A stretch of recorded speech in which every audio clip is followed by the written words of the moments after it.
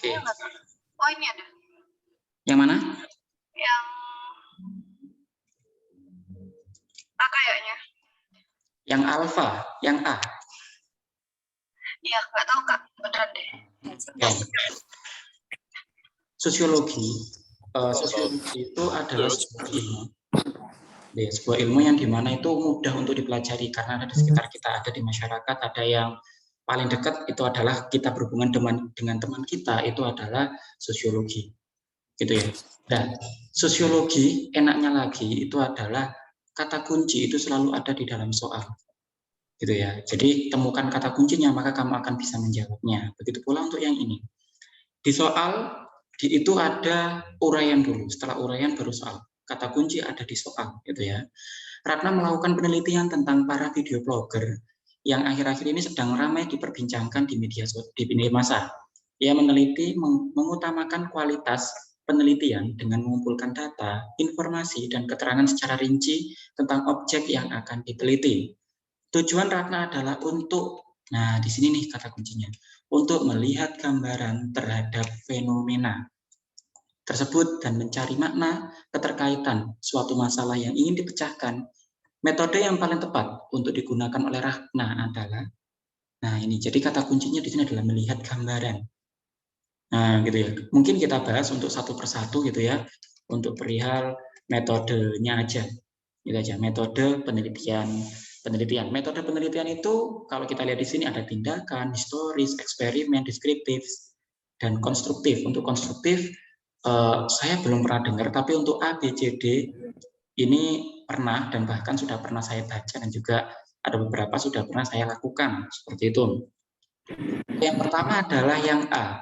Ini adalah metode penelitian tindakan. Nah, biasanya untuk penelitian tindakan itu berhubungan dengan yang namanya penelitian kelas, tindakan kelas, gitu ya, penelitian tindakan kelas.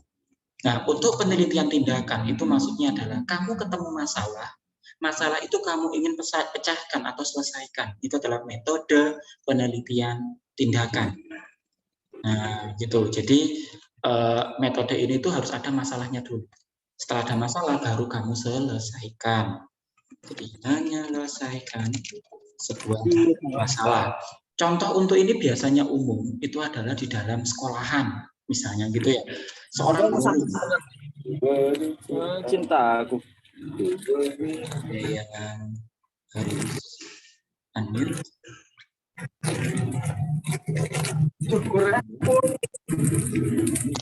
Ada yang harus unmute ya. Oke, kita lanjutkan. Metode penelitian tindakan itu adalah menyelesaikan sebuah masalah. Intinya gitu ya. Lah, masalah yang seperti apa? Apapun itu. Misalnya kalau di guru sekolahan gitu ya. Misalnya seandainya mengajar kemudian kok siswanya nggak ada yang paham ya. Itu adalah sebuah masalah. Nah, ini penyelesaiannya adalah dengan cara metode penelitian tindakan. Gitu ya. Jadi guru menyelesaikan masalah di kelas. Nah, misalnya kayak gitu. Sedangkan kalau metode penelitian historis itu beda. Gitu ya. Bedanya apa? Kalau historis itu lebih cenderung kepada jelas banget ada kata historis berarti berhubungan dengan sejarah. Tapi penelitian di ranah sosiologi itu adalah melihat masa lalu untuk menentukan masa depan. Nah, melihat, mengambil data dari masa lalu untuk menentukan masa depan. Gitu. Jadi posisi di sini tuh ibaratnya kayak mungkin pernah kita lihat itu ibaratnya kayak ini pernah ada memang di stasiun televisi saya lupa apa, Metro TV kalau nggak salah atau TV One gitu ya.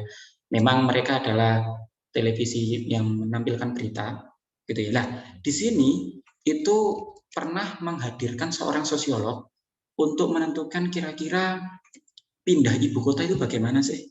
Nah, itu jadi di sini sosiolog akan menjelaskan kira-kira pindah ibu kota itu bagus atau enggak, baik atau enggak, unsur-unsur yang diperlukan itu apa. Kalau seandainya kita berkaca dari masa lalu, negara mana yang cocok untuk dicontoh. Nah, itu jadi sosiologi itu juga bisa menggunakan metode penelitian historis, yakni mengambil data, melihat masa lalu untuk menentukan masa datang, gitu ya, masa yang akan datang masa depan. Seperti itu. Jadi ini bukan ramalan, tapi lebih cenderung kepada, oh ini bisa nih kita mencontoh kayak Rusia, mungkin kita bisa mencontoh kayak Malaysia, itu berhasil dalam memindah ibu kota, seperti itu. Jadi sosiolog melihat peristiwa, bukan peristiwa ya, pindah ibu kota. Melihat pindah ibu kota, lihat dampak. Nah, dampaknya kira-kira apa? Terus kemudian contoh yang kita cari itu yang mana? Gitu. Mungkin saya kasih nomor ya untuk memudahkan. Nah, untuk bisa melihat. Kemudian yang ketiga di sini ada metode eksperimen.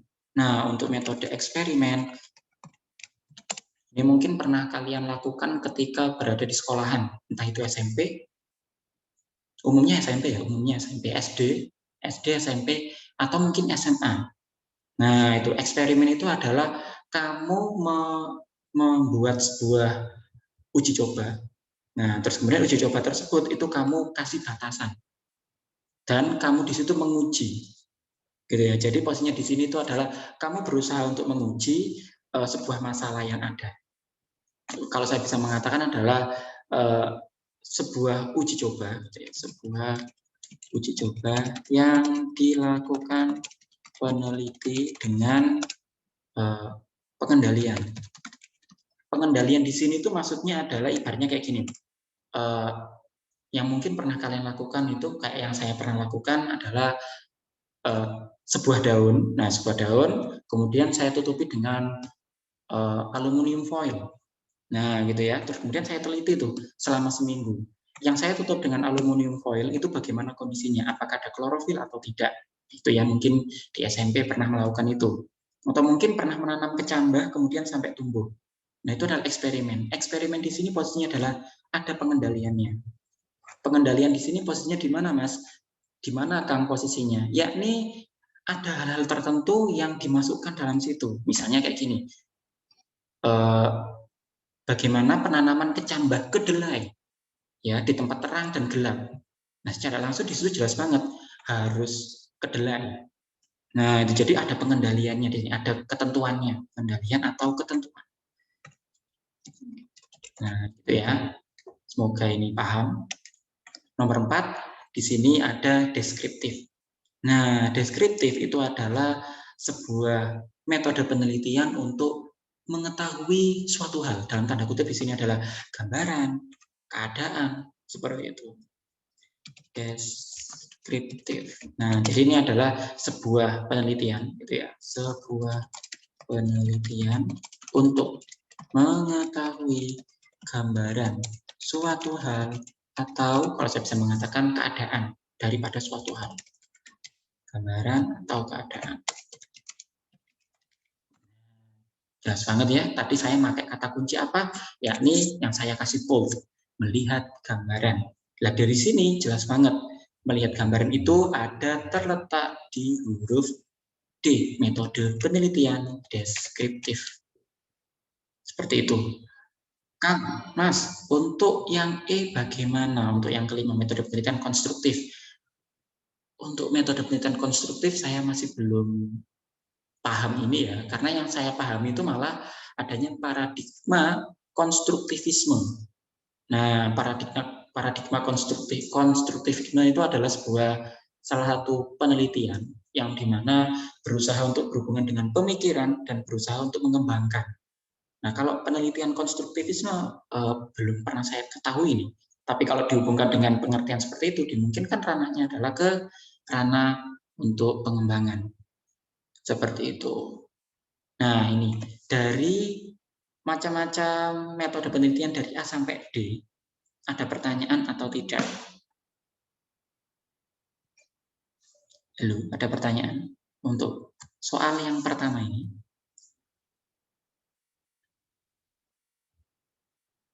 Enggak ya? Oke, jika enggak, maka otomatis kita lanjut di soal selanjutnya. Saya ingin yang lain. Tadi Inaya sudah, sekarang coba Fiona. Nah, coba Dek Fiona untuk dibaca, kira-kira ini jawabannya yang mana? Gitu ya, sebisanya, sedapatnya.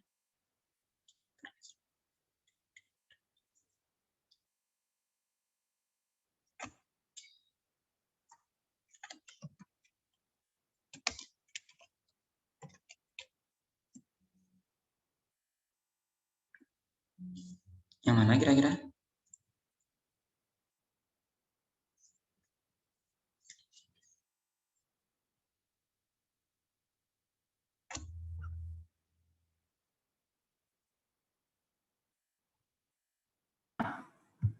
Pengabaian budaya patriarki mungkin. Ya, betul. Jawabannya adalah yang A. Mungkin kita akan bahas dulu perihal apa itu nilai dan apa itu norma. Gitu ya. Mungkin bisa saya tanya dulu untuk Di Indira. Di Indira, bedanya nilai sama norma itu apa kira-kira?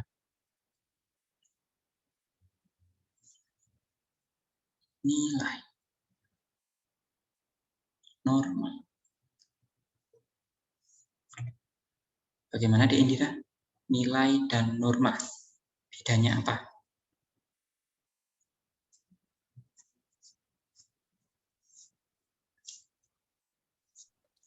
Kalau nilai itu sesuatu yang dianggap baik atau buruk di masyarakat. Oke, baik dan buruk. Kalau norma?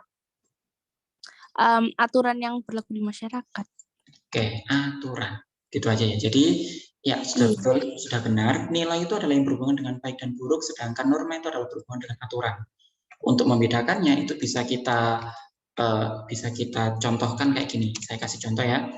Untuk nilai, ibaratnya kayak menolong orang itu baik. Nah, menolong orang baik. Mencuri itu buruk. Selesai. Gitu ya. Tapi di sini tidak ada hubungannya dengan yang namanya aturan sama sekali. Berbeda dengan norma. Kalau norma, maka otomatis jadi gini. Mencuri itu buruk. Maka akan mendapat hukuman kurungan. Nah, ini yang membedakan. Jadi ada kata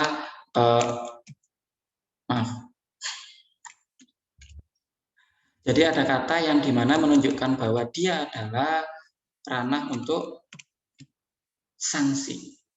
Itu ya, aturan dan sanksi. Di sini ada kata sanksinya. Nah, ini mencuri itu buruk, maka akan mendapat hukuman kurungan. Nah, ini adalah bedanya nilai dan norma. Terus kemudian di sini kita bahas perihal kira-kira kita mengadakan penyimpangan nih. Nah, penyimpangan itu kan suatu hal yang buruk. Nah, untuk penyimpangan itu ada dua. Ada penyimpangan positif dan ada juga yang disebut sebagai penyimpangan negatif. Nah, saya minta pendapatnya dong untuk hal ini. Contoh gitu ya. Contoh untuk penyimpangan positif dan negatif. Mungkin bisa untuk Dek Debi mungkin. Silakan. Oke, baik. Itu maksud penyimpangannya dalam hal apa saja kan, Kang? Boleh nggak apa? Kalau positif mungkin seperti kayak kita cewek tapi kita bisa menyamai laki-laki, paham nggak? Kayak terus hobinya gitu. Bisa nggak sih? Boleh, kalau ranah itu boleh. Kalau negatif kira-kira? Kalau negatif, apa yang dilakukan cowok dilakukan juga cewek, misalkan merokok itu kan tidak seharus dilakukan oleh perempuan sewajarnya, tapi perempuan itu melakukannya. Itu kan kayak penyimpangan juga. Oke, boleh. Kalau itu kategorinya cewek, ranahnya ke cewek dan sebagainya itu ya. Iya, masih bisa. Mungkin kalau seandainya kita bisa mencari contoh yang lain gitu, itu boleh. bisa dijadikan sebagai contoh. Tapi contoh yang sering keluar itu berhubungan dengan pekerjaan ya biasanya. Kalau pekerjaan itu biasanya kayak gini. Pernah tahu ibu-ibu jadi Gojek? Banyak. Beberapa. Pernah tahu ibu-ibu jadi Gojek? Pernah tahu ya?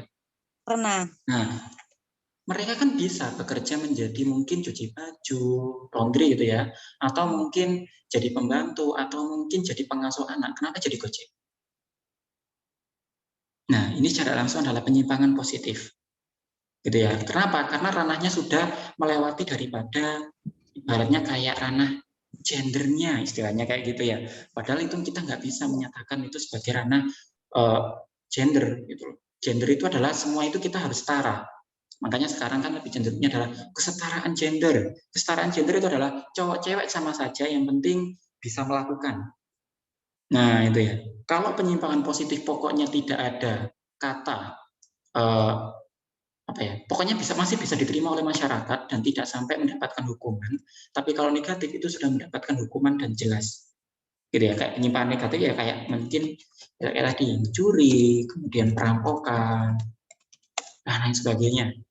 Ya, tapi kalau yang penyimpangan positif, oke, ibu-ibu Gojek, terus mungkin apa ya, cewek tadi ya, cewek melakukan suatu tindakan yang dimana bisa melakukan pekerjaan cowok, bisa nggak apa-apa di sini. Karena apa? Itu kan cowok, kenapa kok dia bisa melakukan? Ya nggak apa-apa toh. Nah, gitu ya, cewek melakukan pekerjaan cowok, boleh, nggak apa-apa di sini. Kenapa? Karena tidak ranah untuk dihukum. Meskipun dia bisa, kan nggak sampai dihukum. Seperti itu. Nah, di sini juga ada kosakata lagi nih. Yakni ada kata patriarki dan juga patrilineal. Mungkin semua orang menganggapnya adalah sama. Kalau ini perihal ini mungkin akan saya bahas langsung aja. Ada kata patriarki dan juga patrilineal. Nah, ini ada sebenarnya ya. Sebenarnya adalah suatu hal yang berbeda. Cuman kadang-kadang masyarakat menganggapnya sama. Itu keliru. Gitu ya. Patriarki itu apa? Patriarki itu berasal dari kata father ya, papa, ayah berarti. Jadi di sini sudut pandangnya adalah ayah sebagai pemimpin, ayah sebagai penguasa, ayah sebagai ketuanya istilahnya gitu. Jadi ayah sebagai pemilik kekuasaan. Terus bedanya dengan patrilineal itu apa? Ya jadi garis keturunan gitu ya. Keturunan mengikuti garis ayah. Nah, ini bedanya. Contoh untuk hal ini itu misalnya kalau seandainya kita mengetahui di masyarakat gitu ya. Masyarakat Batak. Nah, contohnya lebih mudah gitu ya, terkenalnya Batak. Masyarakat Batak itu mereka menggunakan sistem patrilineal. Ya, jadi mengikuti garis ayah. Makanya ada yang namanya marga, nama marga. Mungkin kalau pernah tahu nama marga lain di Arab itu juga patrilinealnya jelas banget. Mungkin pernah dengar istilahnya kayak ini Habib Rizik. Nah, Habib Rizik Syihab sama Najwa Shihab. Nah, berarti mereka dari klan Shihab. Nah, itu adalah patrilineal. Nah, tapi kalau patriarki itu beda. Kalau patriarki itu adalah kekuasaan dipegang oleh pihak cowok. Gitu ya. Jadi untuk memudahkannya gini sih, patriarki itu adalah ayah sebagai pemilik kekuasaan atau sebenarnya laki-laki gitu ya. Laki-laki sebagai pemilik kekuasaan, sedangkan kalau garis keturunan di sini ranahnya adalah laki-laki juga, cowok lah istilahnya gitu ya. Sedangkan untuk kebalikannya itu adalah matrilineal atau satunya lagi adalah matriarki. Kalau matrilineal itu berarti mengikuti garis keturunan ibu, itu contohnya orang Minang. Gitu ya, orang Minang. Orang Minang itu mereka lebih cenderung cowok, nanti ikut keluarganya cewek. Nah, itu jadi garis keturunannya itu adalah ikut cewek nanti jadinya. Dan juga mereka kalau dari sudut pandang adat ya, kalau dari sudut pandang adat itu matriarki, tapi kalau dari sudut pandang agama patrilineal. Maaf, patriarki. Nah, karubat ya. Oh enggak. Kalau dari sudut pandang dari sudut pandang kekuasaan itu matriarki, tapi kalau dari sudut pandang apalagi ya agama mereka adalah patrilineal. Nah, itu yang lebih tepat. Kenapa? Karena ketika menikahkan, mereka pasti akan mengatakan binti. Nah, jadi seolah nanti mengikuti garis ayah, padahal enggak. Karena kenyataannya di adat, nanti yang tercipta adalah matriarki. Matrilineal yang tercipta jadinya. Gitu. Oke, untuk perihal ini ada kebingungan atau enggak? Untuk soal yang kedua ini. Masih nggak paham Kak yang bagian Yang patrilineal. patrilineal. Iya, maksudnya itu gimana? Kalau contohnya yang lebih jelasnya lagi. Oke, contoh yang lebih jelas untuk patrilineal gitu ya. Patrilineal itu ibaratnya kayak gini. Saya punya anak, gitu ya. Saya punya anak. Oke, seandainya nama saya Wiroharjo, gitu ya. Seandainya nama saya Wiroharjo. Ketika saya nanti punya anak saya nanti akan saya kasih nama belakang Wiroharjo. Ngikuti nama saya. Gitu. Jadi nanti keluarga besarnya nanti jadi keluarga besarnya saya. Ngikut si cowok. Gitu. Tapi kalau di Minang beda. Kalau di Minang gitu ya. Kalau di Minang itu pihak keluarga si cowok gitu ya. Itu yang melamar yang melamar itu adalah si cewek. Yang melamar itu si cewek, kemudian nanti si cowok dibawa pulang ke rumahnya si cewek, kemudian nanti bekerja pun, kemudian nanti berhubungan dengan penguasaan properti pun, itu si cewek. Gitu, yang punya hak. Jadi yang ngatur rumah tangga, yang ngatur uang, yang ngatur rumah, itu adalah ibu kalau matrilineal. Tapi kalau patrilineal itu ayah. Nah, mungkin kalau seandainya seperti kayak gini, itu mungkin di Jawa itu lebih cenderung untuk cenderung setara antara cowok sama cewek. Kenapa? Karena biasanya kalau patrilineal itu biasanya adalah kita pahamnya cuma garis keturunan ayah saja, kita nggak akan paham garis keturunan ibu.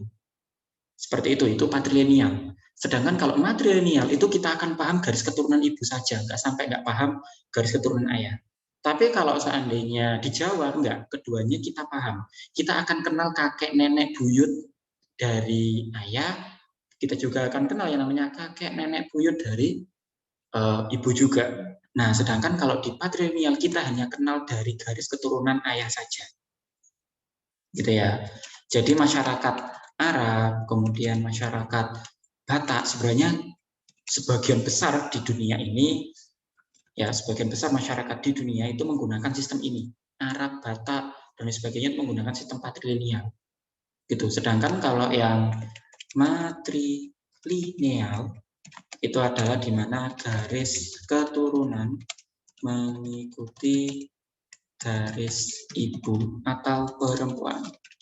Nah, kalau saya bisa mengatakan di sini contohnya adalah masyarakat Minangkabau. Selain Minangkabau ada lagi nggak, Mas? Ini masyarakat di Flores. Nah, ada salah satu suku itu yang di mana mereka menggunakan sistem matrilineal. Sistemnya itu bagaimana? Mungkin tak jelaskan lebih di sini. Kita akan lebih kenal dengan garis keturunan ayah. Jadi kita akan kenal kakek, buyut, canggah.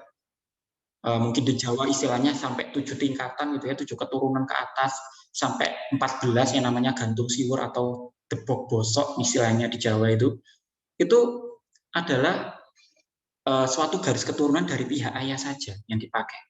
Sedangkan kalau di Minangkabau itu mereka menggunakan garis keturunan ibu. Makanya mereka menyebutnya sebagai nini mama, nini nenek, mama ibu, nini mama. Jadi mereka sebagai kepala rumah tangganya. Jadi kalau di patrilineal itu bapak sebagai kepala rumah tangga, tapi kalau matrilineal ibu sebagai kepala rumah tangga. Itu bisa membedakan untuk patrilineal dan juga matrilineal.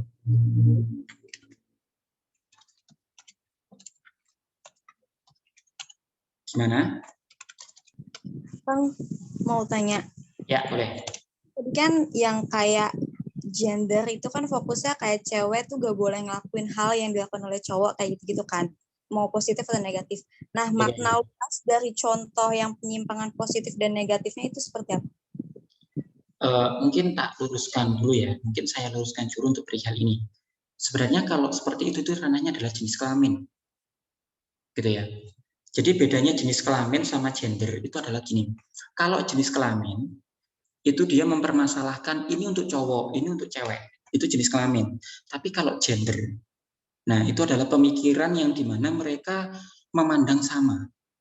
Nah, tapi memang kadang-kadang di masyarakat itu digabungkan gitu loh. Ya gender itu ya jenis kelamin. Nah, gitu. Paham ya di sini ya?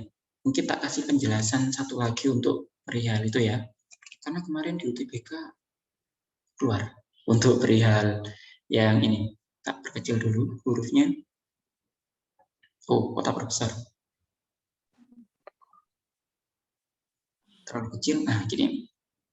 Oke, kita akan bahas untuk perihal jenis kelamin. Nah, untuk jenis kelamin itu mempermasalahkan jenis kelaminnya. Jadi ibaratnya cewek itu harus masak, cowok itu harus main sepak bola, istilahnya kayak gitu ya. Jadi cewek masak, cowok main sepak bola. Nah, tapi kalau seandainya kita lihat-lihat lagi, ternyata ada loh chef Juna.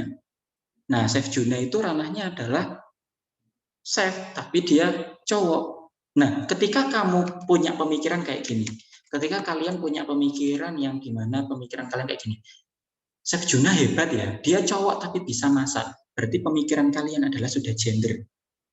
Gitu ya, sudah memposisikan antara cowok sama cewek itu setara. Berbeda dengan jenis kelamin. Kalau jenis kelamin itu posisinya cowok sama cewek itu selalu berbeda. Gitu, menganggap bahwa ini tuh cewek, ini tuh untuk cowok. Seperti itu. Jadi kalau saya bisa mengatakan gender itu adalah semua jenis kelamin ya bisa melakukan apapun. Kalau saya bisa mengatakan di sini adalah unisex istilahnya. Itu. Nah, untuk perihal positif dan negatif itu nanti berhubungan dengan yang namanya gini. Tadi kan saya sudah di sini kan kita sudah kasih batasan ya bahwa cewek itu masak. Selesai. Terus kemudian ketika cewek melakukan sepak bola itu dianggap perbuatan yang menyimpang oleh masyarakat, dianggap. Nah, karena dianggap itulah sehingga dia disebut sebagai penyimpangan positif. Dia menyimpang, yang seharusnya dia masak tapi malah sepak bola, itu dia menyimpangkan. Tapi masih dalam ranah kategori positif. Kenapa kok positif? Ya karena nggak sampai melakukan kejahatan, tidak ada korban dan lain sebagainya. Paham nggak maksud saya? Bagaimana? Paham atau bingung?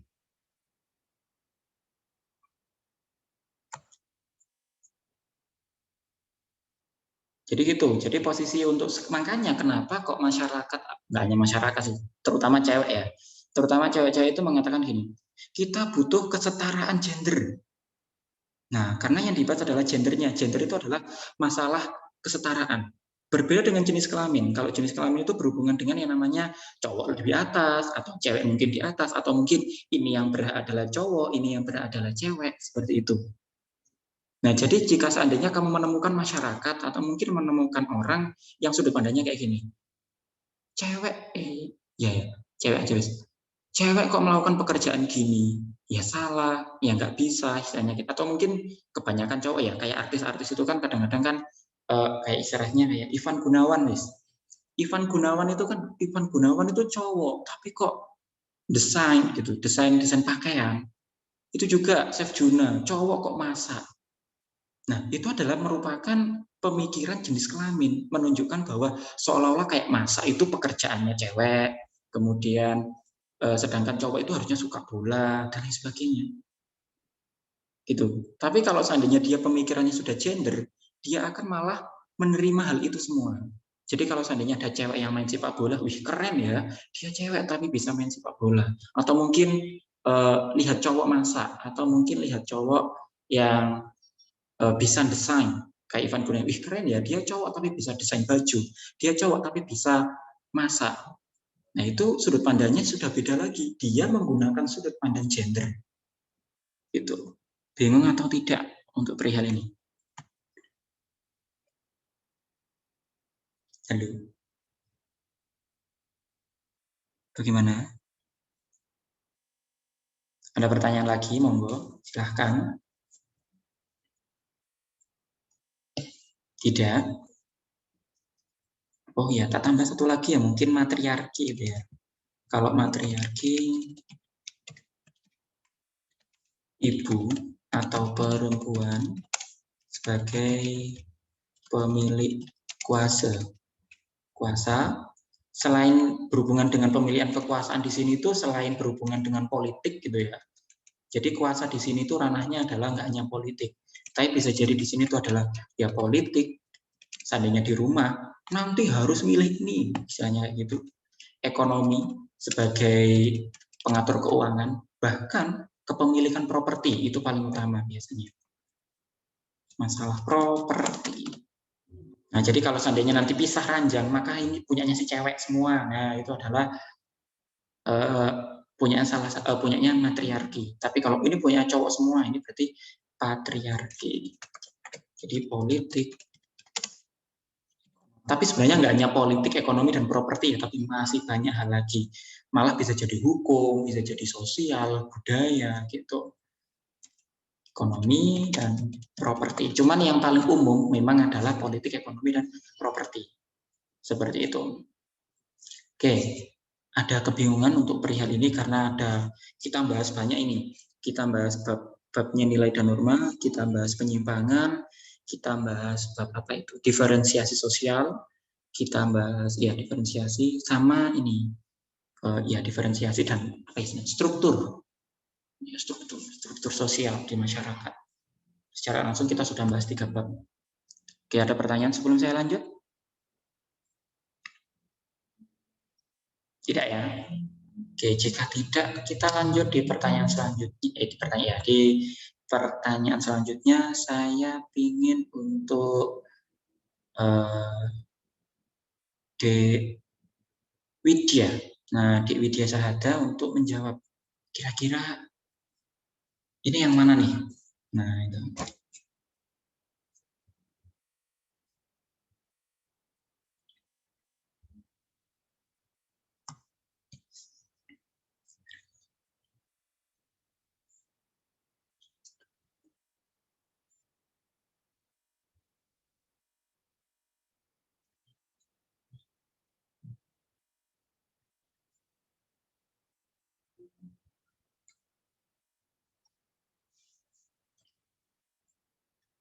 Oke, gimana Dek Widya? Sudah ketemu kira-kira?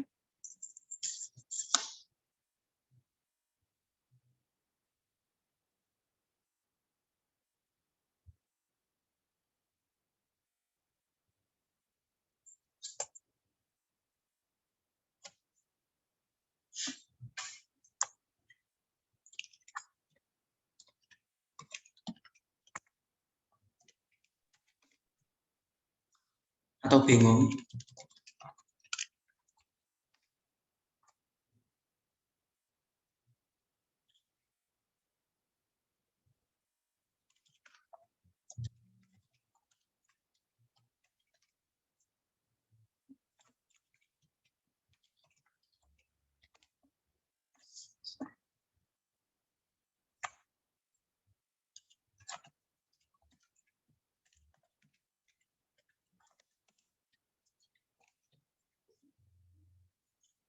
Oke, gimana Dek Widya? Ketemu jawabannya atau enggak? Dek Widya Sahada.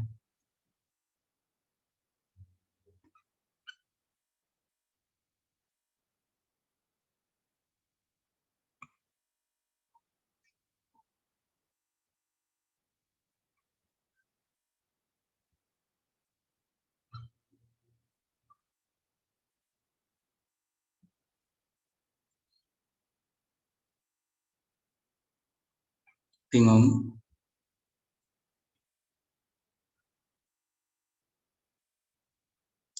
Oke, kalau gitu kita bahas aja langsung biar dapat banyak nantinya kita. Kita akan bahas perihal yang namanya marginalisasi, perjuangan kelas, kesadaran palsu, alienasi, sama looking glass cell. Ya, itu ya. Oke, kita akan bahas satu persatu untuk perihal ini, tapi kita bahas dulu untuk soalnya ya, karena nanti ada hubungannya dengan ini soalnya. Fenomena urbanisasi menjadi fenomena sosial yang kompleks dan memiliki berbagai konsekuensi serta penyebab.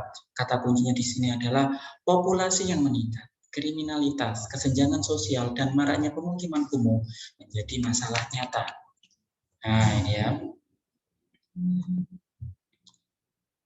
Dari studi kasus tersebut, hal yang menyebabkan urbanisasi terjadi adalah, nah, kalau saya bisa mengatakan jawabannya di sini adalah kompleksitas kebutuhan.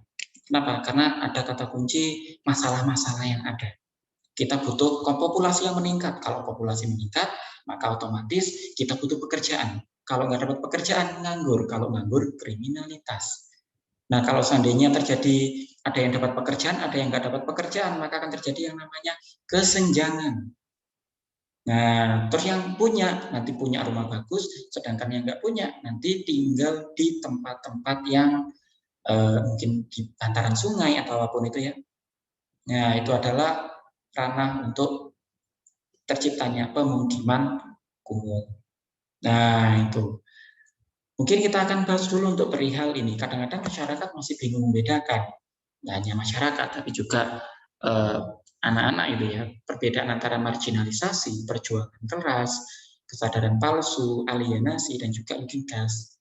Kadang-kadang masih dihubungkan gitu looking glass ini.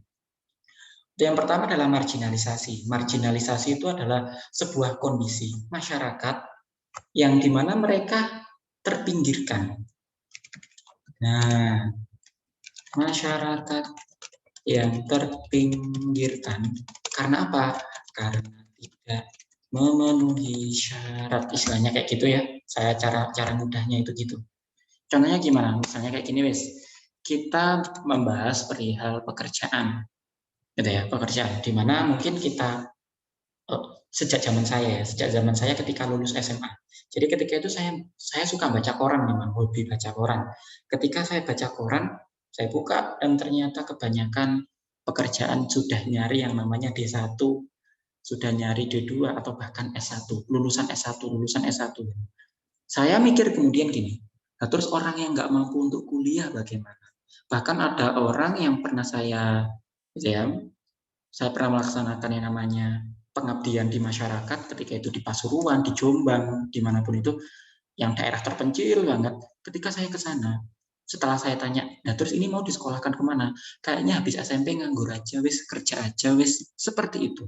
Itu yang terjadi di masyarakat.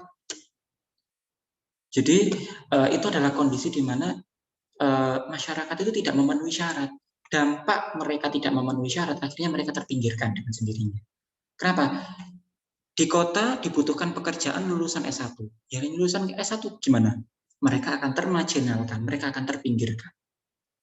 Nah, itu. Jadi kalau saya bisa mencari contoh untuk marginalisasi adalah kota membutuhkan lulusan S1. Ibaratnya kayak gini.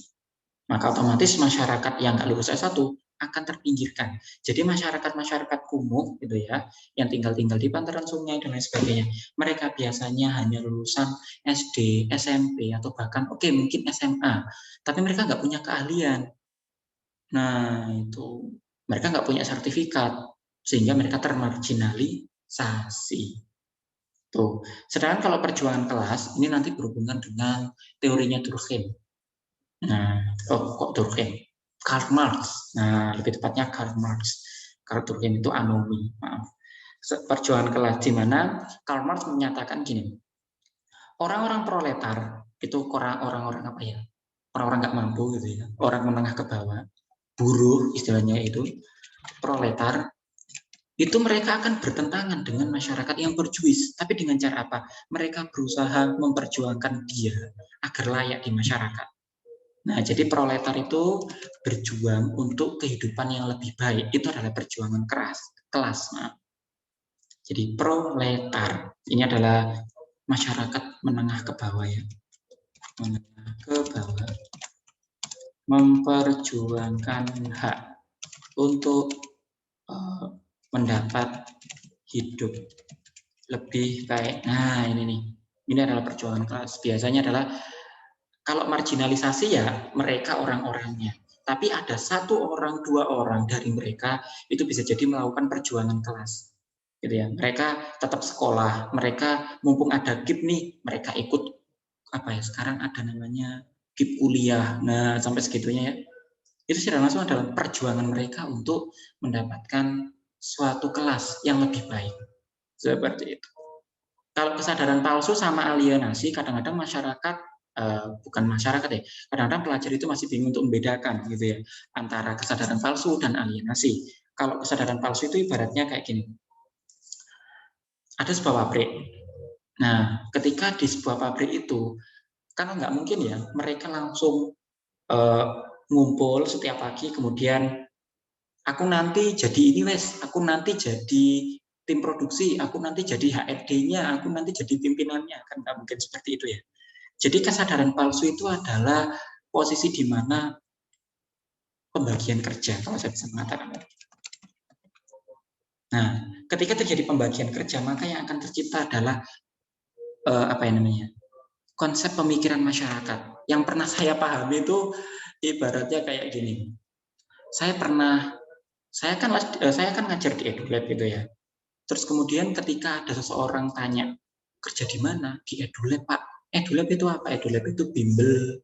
EduLab itu suatu wadah untuk konsultasi gitu ya. Jadi nggak hanya bimbel sebenarnya, tapi kita itu adalah suatu lembaga untuk konsultasi masalah pendidikan gitu.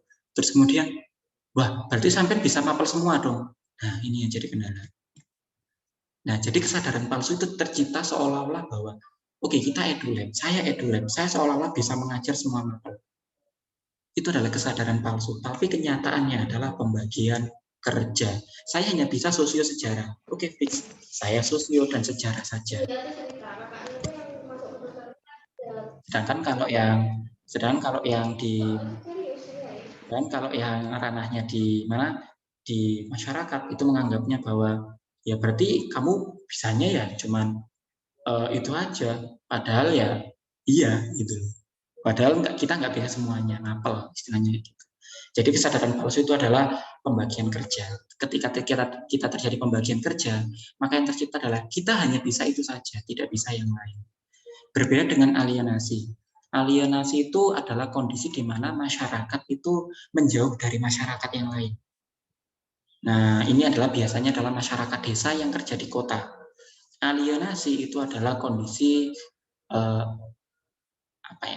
beberapa orang gitu ya, memang beberapa orang itu mereka menyisih, menghindar itu karena adanya pekerjaan. Biasanya contoh yang biasanya sering itu adalah karena pekerjaan. Jadi ini adalah jenis-jenis tentang seseorang mengalami tidak diakuinya di masyarakat itu ada karena beberapa hal. Bisa jadi marginalisasi, kesadaran palsu, atau alienasi. Kalau alienasi itu karena dianya menyisih dari masyarakat. Nah, itu bedanya. Kalau marginalisasi dihubungkan dengan syarat, kalau kesadaran palsu dihubungkan dengan pembagian kerja, tapi kalau alienasi, dianya yang menyisih. Contohnya siapa? Saya sendiri. Saya masyarakat desa. Tapi kemudian saya hampir nggak pernah pulang, gitu ya. Apalagi setelah COVID kayak gini. Kalau dulu sebelum COVID sebulan sekali saya pulang, tapi setelah adanya COVID mungkin 3 bulan sekali saya pulang. Dari situ malah ada yang mengatakan bahwa kok pulang sampai segitunya. Itu menunjukkan bahwa saya seolah-olah kayak sudah dianggap lagi. Kenapa? Karena saya melakukan alienasi. Apa? Menghindari masyarakat. Nah, itu kalau looking to self itu kadang-kadang dihubungkan dengan ini, tapi padahal nggak nyambung sama sekali gitu ya. Untuk looking to self itu adalah bagaimana kita melihat ibaratnya kayak konsep cermin atau konsep diri gitu ya. Kalau konsep cermin itu adalah pernyataan dari Gule gitu ya. Jadi kalau saya bisa mengatakan gini aja. Konsep cermin ini yang ngomong adalah Gule, sedangkan yang satu lagi ada yang mengatakan sebagai konsep diri. Kalau konsep diri ini yang ngomong adalah Mir. Nah, ini. Dia ngomongnya gimana? Ngomongnya adalah Sebelum kamu mencubit orang lain, coba cubit dirimu sendiri, istilahnya kayak gitu.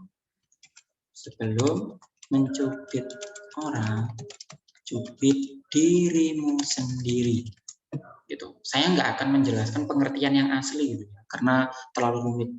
Lebih baik pengertian, pokoknya yang penting kalian paham konsepnya gitu aja. Jadi looking close up itu ibaratnya kayak gini. Kalau seandainya saya nyubit orang lain, enak nggak ya? Saya coba cubit saya sendiri. Oh sakit, ya udah kalau gitu saya nggak akan mencubit orang lain. Itu adalah looking glass self. Dimana sebelum melakukan suatu tindakan, coba bayangkan kamu yang mendapatkan hal itu. Itu. Nah, ini adalah untuk ranah-ranah itu. Jadi kadang-kadang yang dikeluarkan kadang kesadaran palsu, kadang alienasi, kadang keluar. Dan untuk marginalisasi lumayan, gitu ya. Terus di sini juga ada kata konflik kepentingan. Kalau kata konflik kepentingan itu beda banget.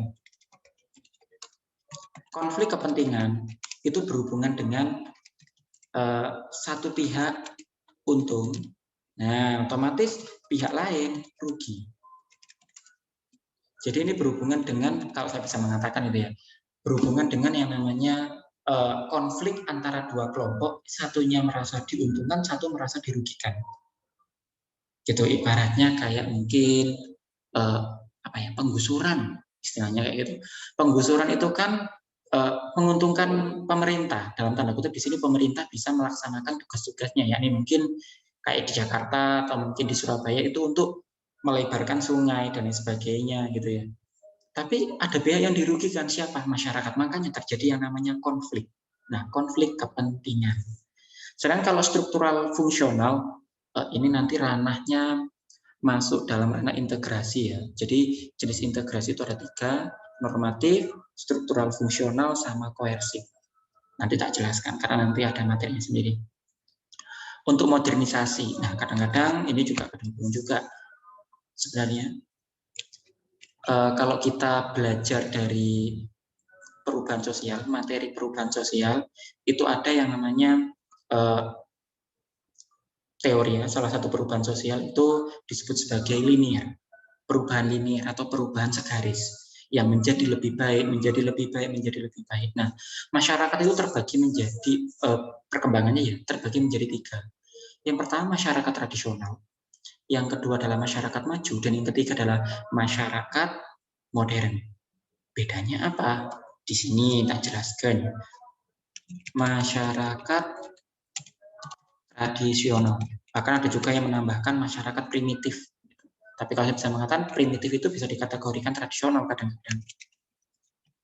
Masyarakat maju sama masyarakat modern. Nah, untuk ini saya pernah dibaca di salah satu website gitu ya. Saya agak lupa untuk websitenya apa, tapi intinya dia berusaha untuk membedakan bedanya masyarakat tradisional, maju, dan modern. Untuk masyarakat tradisional, itu otomatis dia pakai alat tradisional. Masyarakatnya itu dalam kondisi punya pemikiran yang sama, tradisional juga, gitu. Menganut tradisi gitu aja ya. Menganut tradisi. Sedangkan masyarakat maju beda. Kalau masyarakat maju di sini itu memiliki pemikiran terbuka. Terus kemudian mereka tidak mempermasalahkan lagi tradisi, kadang-kadang sampai segitunya ya. Terus kemudian tidak ada tradisi gitu aja. Dan yang terakhir itu berhubungan dengan masyarakat industri biasanya. Ya, pekerjaannya itu sudah dibagi. Pembagian kerja. Nah, berbeda dengan masyarakat modern. Masyarakat modern itu bedanya cuma satu, yakni berhubungan dengan alat. Gitu ya. Dia sama seperti masyarakat maju, cuma bedanya adalah cuma satu, ketambahan alat. Gitu ya. Jadi kalau saya bisa mengatakan di sini sama, pemikiran terbuka, kemudian pembagian kerja, dan satu lagi adalah menggunakan alat modern. Selesai. Nah, menurut websitenya gitu. Terus untuk kompleksitas kebutuhan ya tadi ya, di mana kebutuhan itu ada banyak. Nah, ketika terjadi yang namanya peledakan apa namanya penduduk. Nah, ketika terjadi meledaknya penduduk ini, maka otomatis yang dibutuhkan adalah pekerjaan, lapangan pekerjaan. Makanya kemarin saya juga agak bingung juga dengan masyarakat itu ya. Sebentar ya, Azan. Nanti waktunya akan saya tambah sedikit.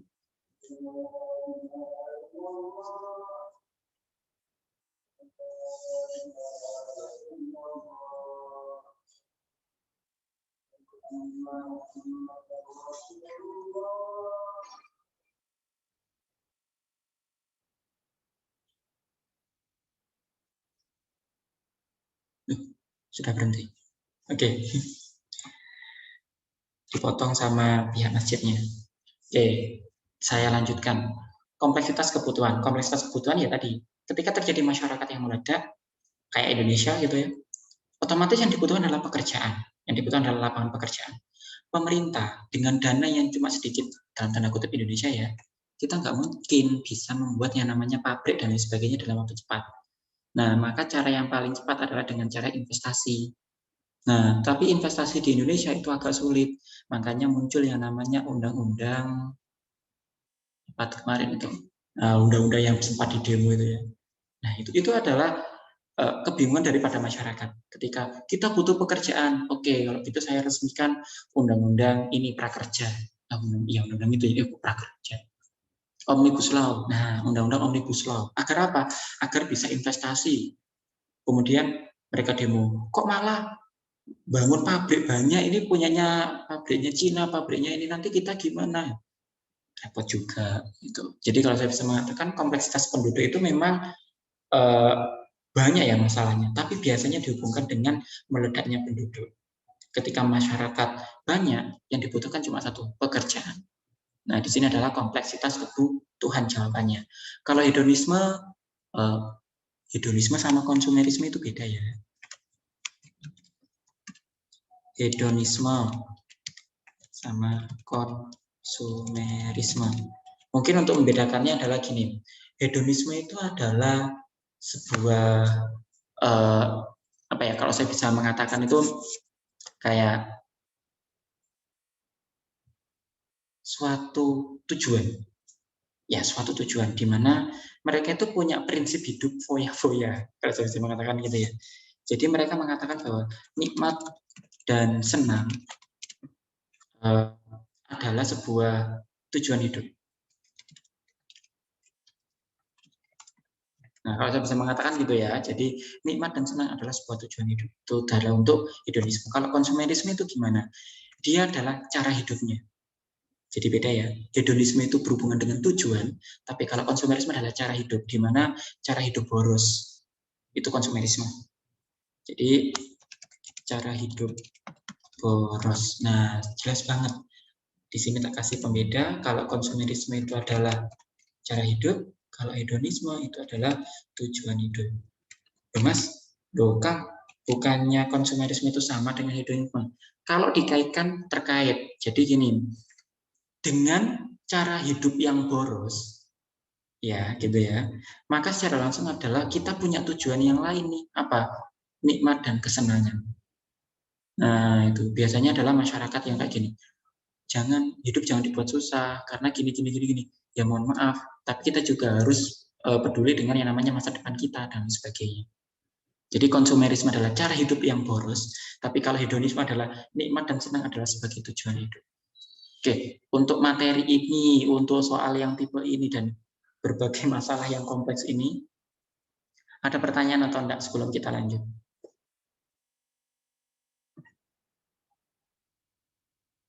Bagaimana? Enggak ya? Oke, kalau tidak, kita lanjut di soal selanjutnya. Oke, saya ingin yang lain lagi juga. Saya ingin ini nih, dari tadi cewek ya. Coba Rian Erlangga. Nah, Dek Rian Erlangga kira-kira untuk jawaban ini yang mana?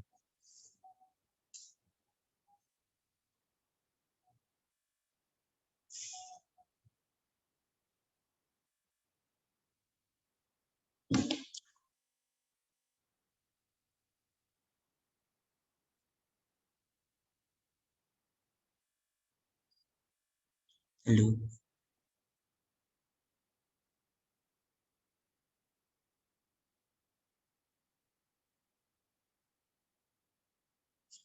Gimana? Ya. Ini tadi kita bahas. Seorang karyawan saat bekerja. Mungkin D, Kak. D, delta.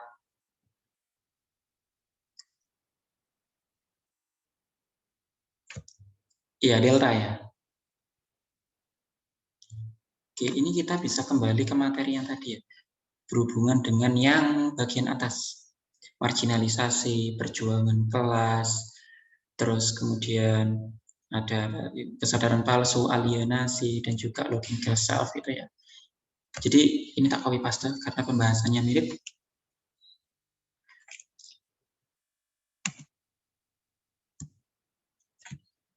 Tadi saya menjelaskan perihal kondisi masyarakat ya. Mengapa masyarakat kok mengalami suatu hal kayak gitu? Nah, tapi kalau ini beda. Kalau ini kita bahas perihal apa ini? Perihal masalah. Jadi memang kadang-kadang di sosiologi itu seringnya ya, tahun 2019 itu kebanyakan adalah kasus. Tahun 2021 ada anak yang dapat separuh kasus, separuh teori. Nah, ada yang anak yang dapatnya kasus semua seperti itu. Jadi belum tentu.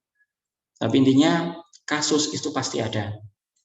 Nah, di sini seorang karyawan sangat bekerja keras, work hard di kantornya. Dalam sehari dia bisa menghabiskan waktu sampai 18-20 jam untuk menyelesaikan proyek yang tengah digarapnya. Rutinitas karyawan tersebut seperti kehilangan kendali akan hidupnya. Ini ya, kata kuncinya. Hal tersebut akibat dari kontrol yang dilakukan oleh orang-orang memiliki kuasa dalam hierarki pekerjaannya. Dalam teori sosiologi, kalau saya bisa mengatakan di sini, ingat ya tadi, gara-gara dianya yang menyisih di masyarakat, karena dia nggak pernah ketemu dengan masyarakat, maka yang terjadi adalah dia tidak dikenal sama masyarakat. Contohnya kayak saya sendiri gitu ya. Saya di rumah ya punya teman satu di kampung. Ya maka otomatis ya udah, saya melaksanakan alienasi secara langsung. Itu saya menghindar dari masyarakat. Gitu. Alienasi itu adalah karena saya terlalu fokus dengan pekerjaan. Ketika saya terlalu fokus dengan pekerjaan, sehingga saya kehilangan kendali untuk bersosialisasi dengan masyarakat yang lain. Nah, itu. Kayak tadi looking self ada ya tadi ya. Looking self ada tadi. Kalau gitu nggak tak hapus. Terus di sini juga tak kasih bold untuk di soal. Pokoknya fokus di soal. Kamu ketemu kata kuncinya, maka kamu akan ketemu jawabannya. Nah, ini. Terus di sini ada beberapa kosakata seperti solidaritas sosial. Kalau solidaritas sosial mungkin kita akan bahas tentang bab solidaritas. Nanti kalau nggak salah ada soalnya. Tadi saya sudah lihat soal-soalnya ada.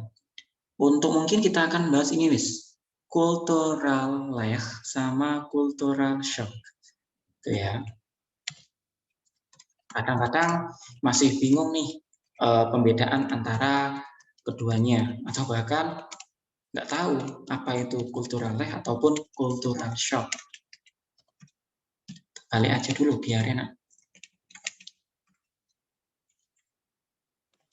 Nah, kita akan bahas terlebih dahulu cultural shock karena dia yang paling ada pertama kali memang. Cultural shock adalah kondisi di mana nama lainnya dulu. Kadang ada juga yang mempertanyakan nama lain dari cultural shock. Kalau saya bisa mengatakan adalah gegar budaya atau kekagetan budaya. Nah, itu ya. Untuk cultural shock itu adalah kondisi di mana masyarakat berada di lingkungan baru. Nah, ada kata kuncinya ya, baru. Terus kemudian mereka kaget, selesai. Jadi saya bisa mengatakan adalah kaget di budaya baru. Titik. Gitu ya. Untuk kaget di budaya baru ini sendiri, itu biasanya adalah masyarakat. Ketika kalian kuliah, pasti akan merasakan ini. Gitu ya. Jadi mungkin kayak Contohnya gini aja wis, yang anti mainstream mungkin ya. Maba di luar negeri. Nah, mungkin kayak gini aja wis. Yang dimana maba di luar negeri itu otomatis dia akan ketemu dengan budaya yang sangat baru. Otomatis dia kaget. Nah, ketika dia kaget dan kemudian shock, bahkan dia itu sampai stres, itu adalah kondisi cultural shock, kaget. Tapi ingat, cultural shock ini dia hanya bertahan nggak lama banget. Ketika dia bisa berhasil, gitu ya, ketika dia berhasil untuk memahami kondisi, memahami sekitar, maka yang akan terjadi adalah dia tidak akan cultural shock. Mungkin yang pernah ini sempat viral di YouTube, di TikTok, itu adalah mungkin pernah tahu ini orang-orang yang naik eskalator ya, eskalator deh yang paling viral itu. Naik eskalator, bukan lift, yang eskalator. Naik eskalator yang eskalatornya itu ke bawah, bukan yang naik. Dia naik tapi kondisinya. Nah, itu adalah kondisi masyarakat yang mengalami cultural shock. Bahkan ketika dia naik, dia lompat mungkin, atau mungkin dia takut dan lain sebagainya. Itu adalah kondisi cultural shock. Tapi kalau seandainya dia sudah terbiasa, ya udah. Nah, jadi cultural shock itu hanya bertahan sementara. Tapi kalau seandainya dia tidak bisa melaksanakan itu seumur hidupnya, maka kalau saya bisa mengatakan dia masuk dalam ranah cultural lag.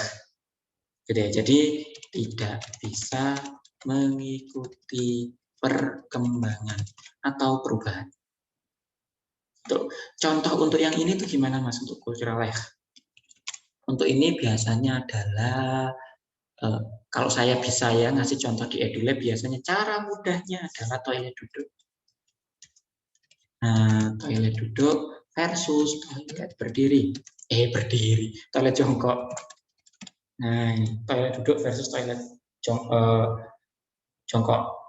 Ketika ada seseorang gini, kamu toilet apa? Jongkok. Oke. Ketika kamu pakai toilet duduk, kamu bisa duduk nggak? Bisa. Berarti dia tidak culture lag. Gitu ya. Kalau culture lag, orang yang mengalami culture lag itu adalah ketika gini, di toilet jongkok dia jongkok, di toilet duduk dia jongkok. Karena dia tidak bisa mengikuti. Nah, ketika dia tidak bisa mengikuti, itu adalah lag, keterlambatan istilahnya kayak gitu. Nah, itu ya, looking best self ada, fungsionalisme tadi ya, kita akan bahas di pembahasan yang nanti, soal nanti ada, solidaritas juga ada nanti. Oke, ada pertanyaan sebelum kita lanjut?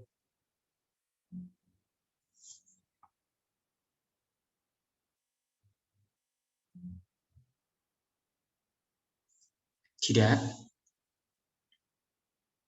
Bagaimana tidak? Tidak ya? Jika tidak, kita lanjut. Nah, ini.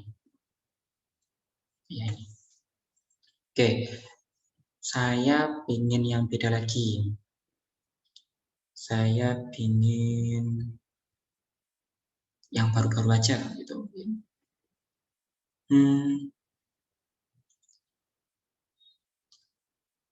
Coba ini, Dwi Rinsen, Imeliawati, silahkan untuk dijawab kira-kira yang mana untuk jawaban di soal ini.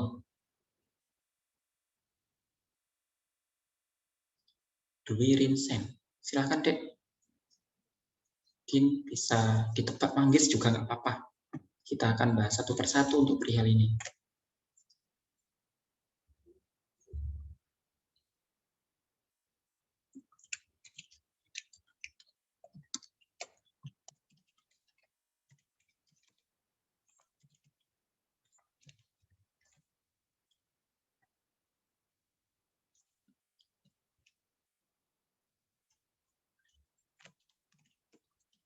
Halo, bagaimana?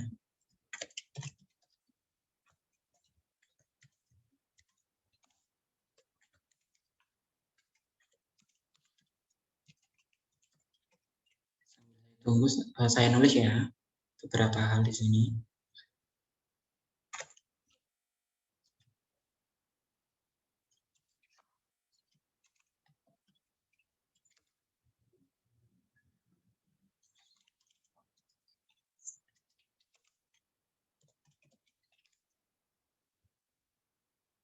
Bagaimana Dek Dwi Rinsan?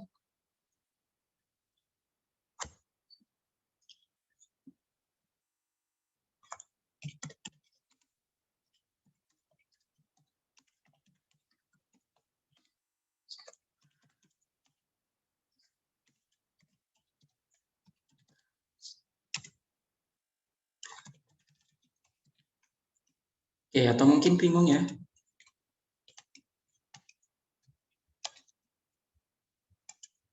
Kalau bingung, kita bahas. Pokoknya ingat-ingat selalu untuk cari kata kuncinya, gitu ya. Selalu kata kunci untuk memudahkan kita menjawab. Di sosiologi itu enak, kalau ketemu kata kuncinya maka bisa dijawab. Penggunaan dengan sengaja bahan berbahaya seperti zat trititoluene. Saya nggak paham ya, karena ini kimia.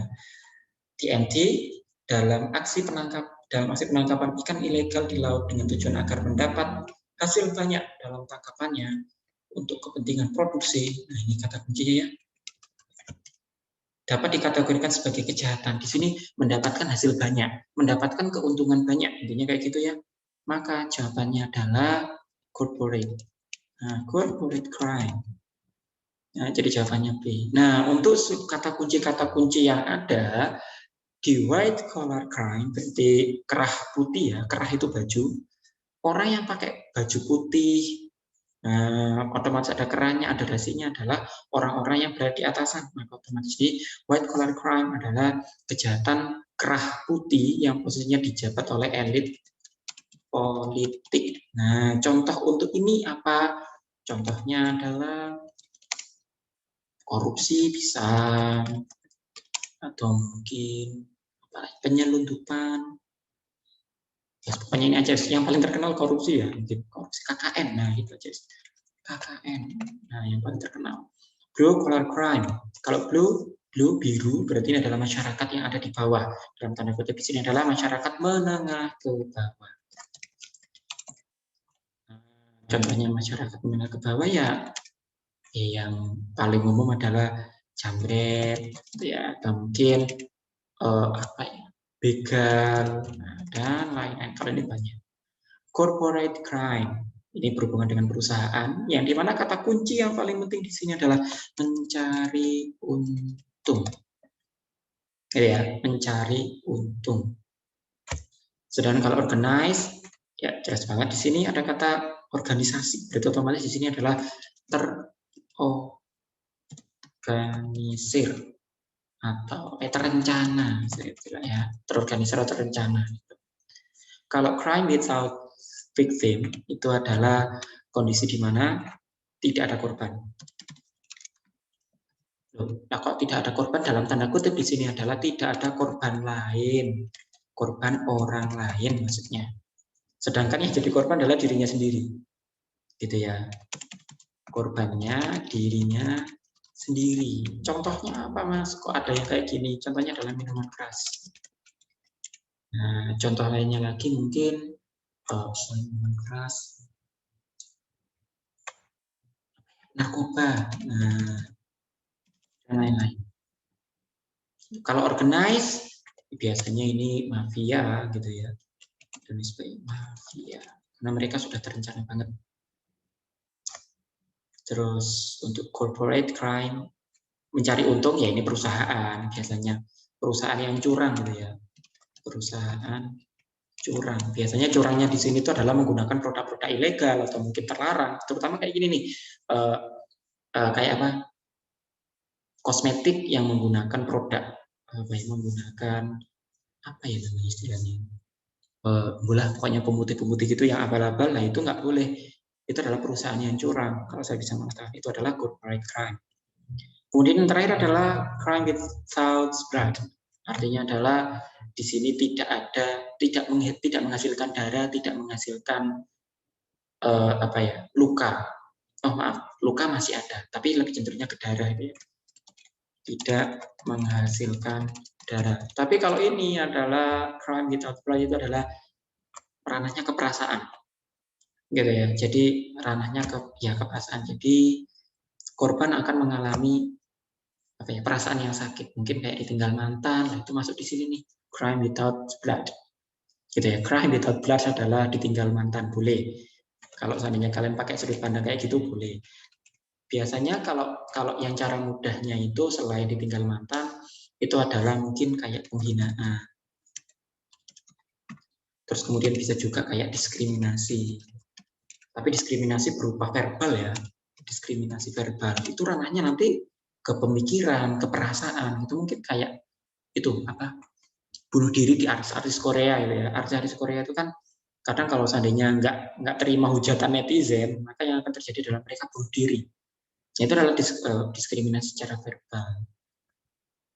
Nah, itu. Jadi kalau saya bisa mengatakan breakout bloods adalah kondisi di mana dia yang diserang adalah perasaan. Gitu. Oke, untuk environment ini kurang lengkap. Jadi saya nggak bisa menjelaskan karena ada buahnya. Itu oke. Ada pertanyaan sebelum saya lanjut. Ini masuk dalam kategori masalah sosial. Masalah sosial itu kelas 11. Oke. Ada pertanyaan sebelum saya lanjut?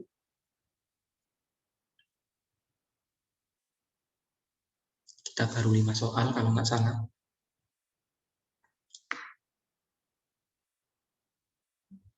Enggak ya? Oke, jika enggak, maka otomatis kita lanjut di nomor selanjutnya. Oke, saya pengen yang lain. Tadi ada yang join pertama kali. Ini yang namanya Saturnus. Nah, silahkan. Yang pakai ID Saturnus, untuk silahkan dijawab kira-kira yang mana jawaban untuk yang ini.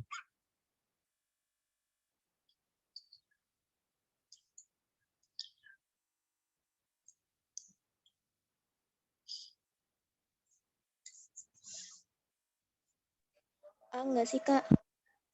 Yang A. Ya, karena tadi kita bahas tentang patrilineal, terus kemudian patriarki, itu maka otomatis yang dibahas adalah berhubungan dengan jenis kelamin. Ya. Oke, mungkin kita akan bahas tentang apa ya,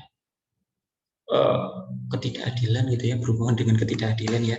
Jadi dalam masyarakat itu memang ada beberapa hal ketidakadilan itu yang biasanya kita paham. Kadang ada yang kita pahami, ada yang kita tahu itu tapi nggak tahu istilahnya. Nah, istilahnya kayak gitu. Kalau yang kita pakai sudut pandang ini, itu adalah berhubungan dengan jenis kelamin. Ada juga yang berhubungan dengan ras, warna kulit, itu disebut sebagai rasial. Gitu ya. Jadi ini berhubungan dengan warna kulit, atau mungkin bentuk warna rambut. Oh, kok warna rambut? Bentuk rambut itu ya. Bentuk rambut aja. Karena ada yang ikal, ada yang lurus, ada yang blonde dan sebagainya. Kemudian bentuk apa namanya, hidung. Nah, ini adalah dalam kondisi masalah rasial. Ada juga kita kenal sebagai ageisme. Ageisme itu age. Kata dasarnya adalah age, berarti berhubungan dengan usia. Usia di sini adalah memandang bahwa usia muda tidak paham kehidupan dewasa. Nah, biasanya untuk yang contoh-contoh kayak ageisme, kita kasih nomor untuk mudah bedain, biar nggak bingung gitu ya. Jadi gini. Nah, wow, nggak bisa ya. Oh, kalau gitu gini.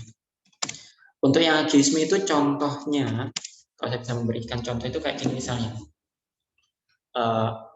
Seorang anak yang dia itu pengen banget, ini kendala saya dulu saya memang. Saya tuh pengen banget masuk dalam sebuah sekolah yang dimana sekolah tersebut itu ada jurusan bahasa. Ketika itu ada jurusan bahasa, tapi jauh banget. Atau kalau itu juga saya pernah pengen masuk dalam, ya karena memang saya orang Jawa, saya selalu dikasih apa ya namanya, pengetahuan tentang Jawa, kemudian keluarga saya juga suka seni, makanya lebih cenderungnya pengen seni gitu, tapi nggak diperbolehkan. Nah, itu adalah kondisi di mana berhubungan dengan ageisme juga, karena gini, anak tidak diperkenankan membuat keputusan. Nah, ini biasanya adalah masalah ageisme. karena dianggap belum dewasa. Nah, ini adalah masalah ageisme. Gitu ya, ada yang mengatakan ageisme, ada yang mengatakan ageisme. Karena harusnya cara bacanya adalah age, gitu ya, ageisme, ada yang mengatakan itu.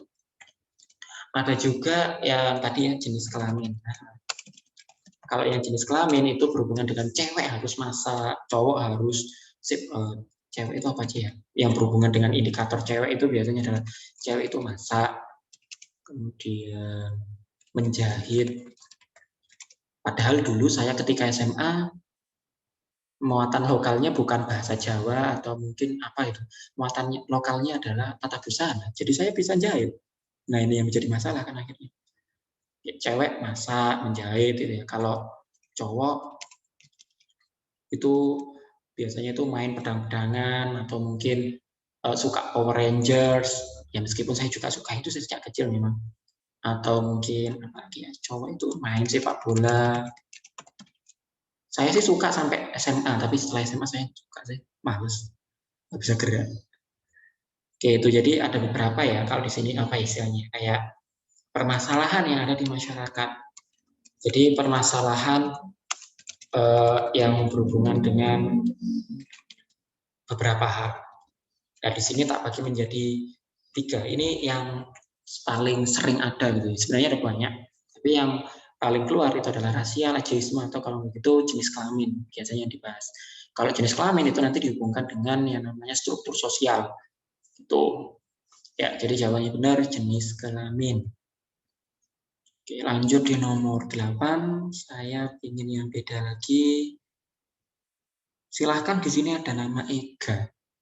Silahkan di Ega untuk menjawab pertanyaan ini.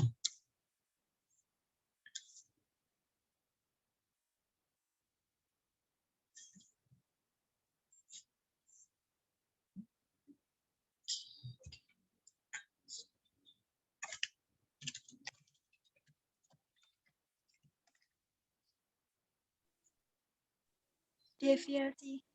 Ya, defisiasi. Defisiasi itu Pak. D mungkin. Yang bravo ya. Deviasi sosial. Deviasi sosial. Di sini kata kuncinya adalah perilaku yang dilakukan yang bertentangan dan menyimpang dari norma maupun nilai. Nah, itu adalah deviasi sosial. Deviasi sosial itu apa, Kak? Apa, Mas? Apa, Kang? Gitu ya. Nah, nama lainnya adalah penyimpangan sosial. Nah, ini. Oke, kalau gitu kita lanjut di sini. Di sini ada kata etnosentrisme, primordial, stereotype, sama eksklusivisme. Mungkin kita bahas secara berurutan. Kita bahas dulu stereotype, ya stereotype, stereotype. Kemudian apa ya? Setelah stereotype itu biasanya ada labeling. Ketika masyarakat itu sudah melakukan dan sebagainya. Setelah labeling itu ada yang namanya primordial. Dan yang terakhir adalah etnosentris. Etnosentris. Tambah satu lagi, di sini ada eksklusivis. Eksklusivis. Oke. Di sini ada kata stereotype. Ada yang tahu stereotype itu apa?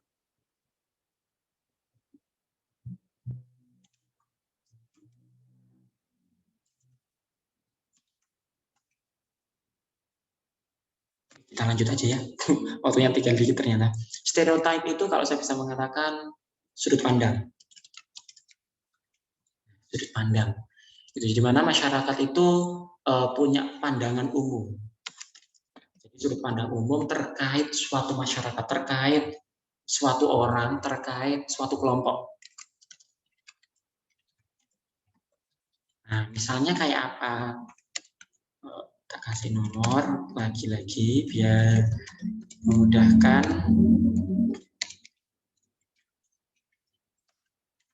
Nah, yang pertama adalah yang berhubungan dengan ini. Itu ibaratnya kayak gini. Kalau yang pernah saya pakai stereotip ini adalah orang Jawa itu halus. Ini saya stereotipkan kepada orang Jogja ketika saya penelitian di Yogyakarta. Kemudian orang Batak itu keras. Terus nggak hanya Batak, biasanya Batak dan Madura. Orang Madura itu katanya keras, padahal ya memang cara bicaranya, logatnya itu memang keras. Terus kemudian orang Cina dan orang Padang itu biasanya pelit. Kalau saya bisa mengatakan bukan pelit ya, lebih cenderungnya adalah irit. Tuh, lagi. Terus pokoknya pandangan-pandangan umum gitu ya. Tapi padahal ini pandangan yang nggak bisa dipertanggungjawabkan.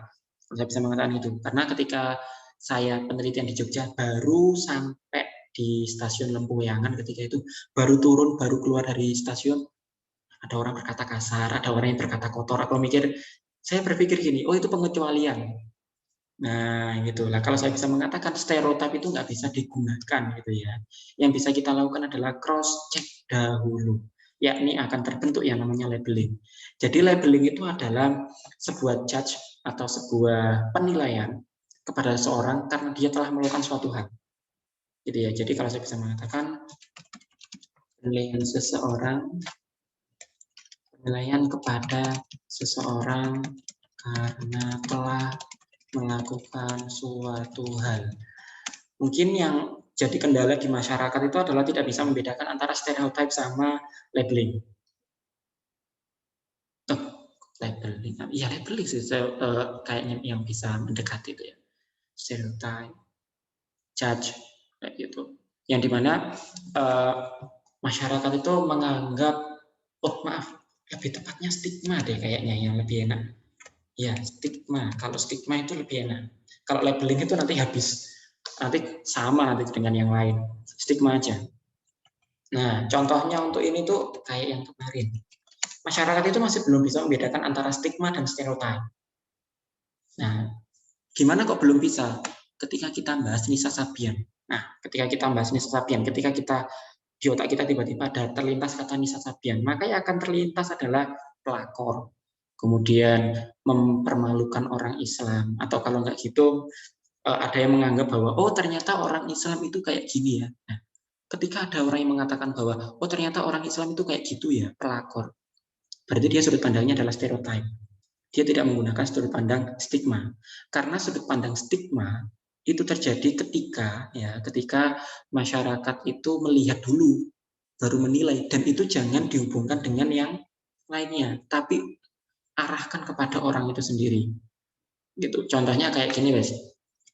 Ketika saya mengatakan ini pernah terjadi di masyarakat saya gitu ya.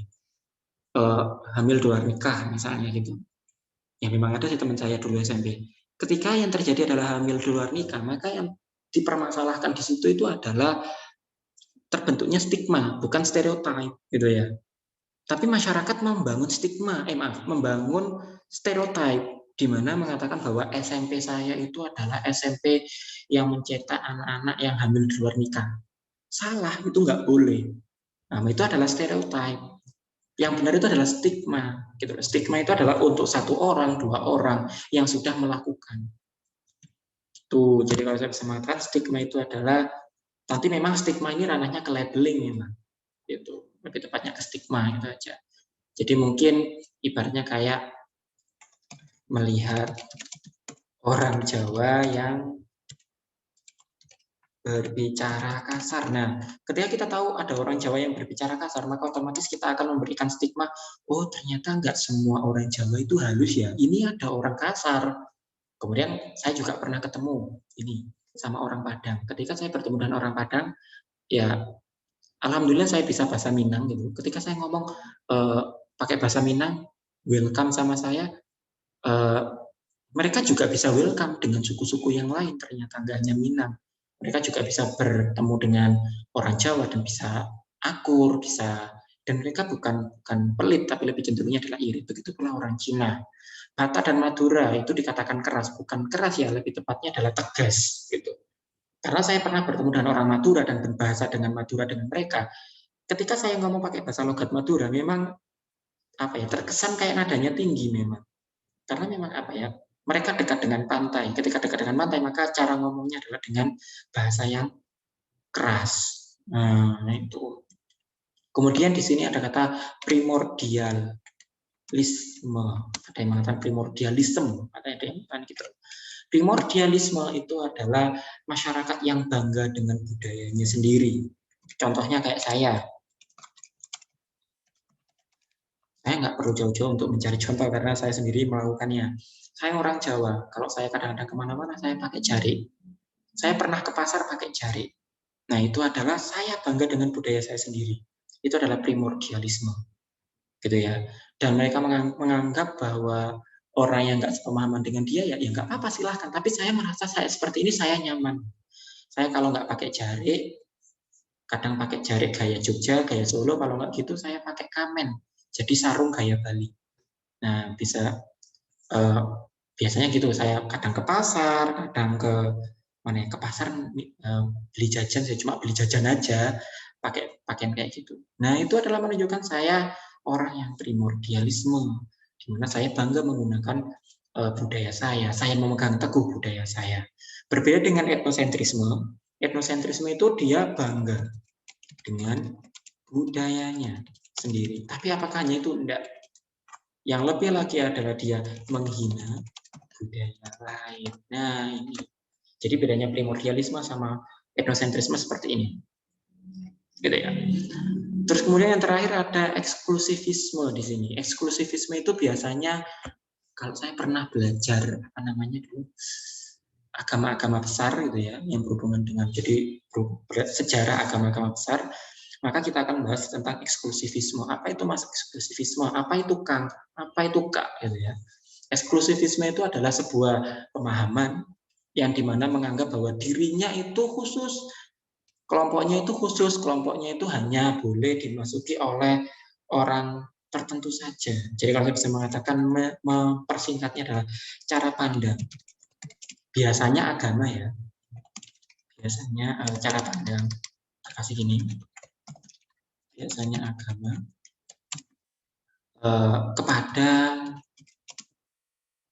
yang lain. Nah, yang lain ini otomatis ya kebalikannya, yakni agama lain. Misalnya, kalau yang pernah saya tahu itu ibaratnya kayak mungkin pernah itu apa sih jenenge? Saya bukan orang TikTok ya, tapi saya tahu itu pernah viral. Itu loh orang Mbak Cadel gitu, ya Mbak Cadel, bos apa itu namanya itu ya. Pokoknya yang Mbak Cadel yang nggak bisa ngomong R itu, dia kan pernah ngomong bilang gini, yang membuat dia viral gitu.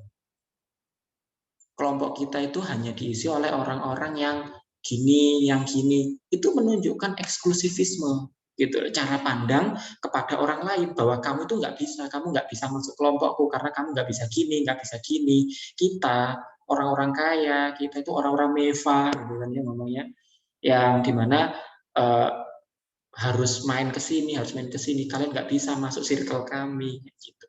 Itu adalah eksklusivisme. Eksklusivisme itu diciptakan oleh manusia sendiri untuk mengidentifikasi kelompoknya, jadi menunjukkan bahwa saya istimewa, kelompok saya istimewa. Itu berbeda dengan yang lain. Oke, ada pertanyaan sebelum kita lanjut satu lagi karena sudah waktunya habis dan tadi saya agak berhutang ya waktu. Ada pertanyaan? Dipersilakan.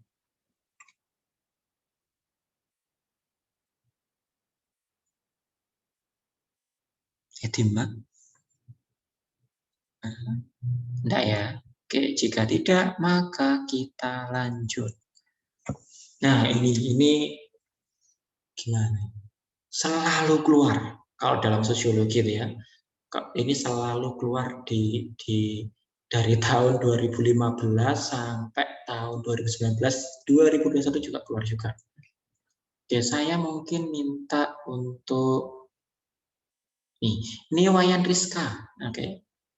Wayan Rizka silahkan untuk menjawab kira-kira jawaban ini yang mana.